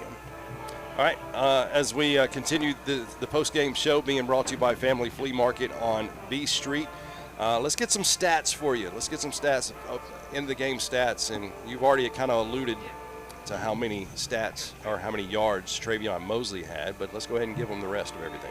Yeah, I'm just going to go over some overall stats for West Lauderdale. 58 carries for 322 yards. Lee, 322 yards on the ground tonight. Carrying the ball 58 times. Just an outstanding night on the ground. And honestly, didn't have to rely on the pass at all, hardly. But when we did, Dixon doing a great job pitching and catching with his receivers and finding open guys. But either way, so you're looking at that and then just kind of diving into some of our leaders. Travion Mosley, 25 carries for 207. Braylon Dixon, 6 for 39. I missed it, but Mosley had 3 touchdowns. Dixon had 1. Lamarion Spencer, 11 for 37. Zayden Moore, 5 for 26. Pickford, 1 for 10. Jonathan Bunyard came in there toward the end, 3 for 10 yards. And, so just doing a great job in controlling that line of scrimmage. Braylon Dixon went 3 for 4 for 64 yards. So just a great night all around. Had that one pass to which could be a play of the football game to Cameron Vaughn, where he laid out at the 1-yard line and made the reception, held on to the football.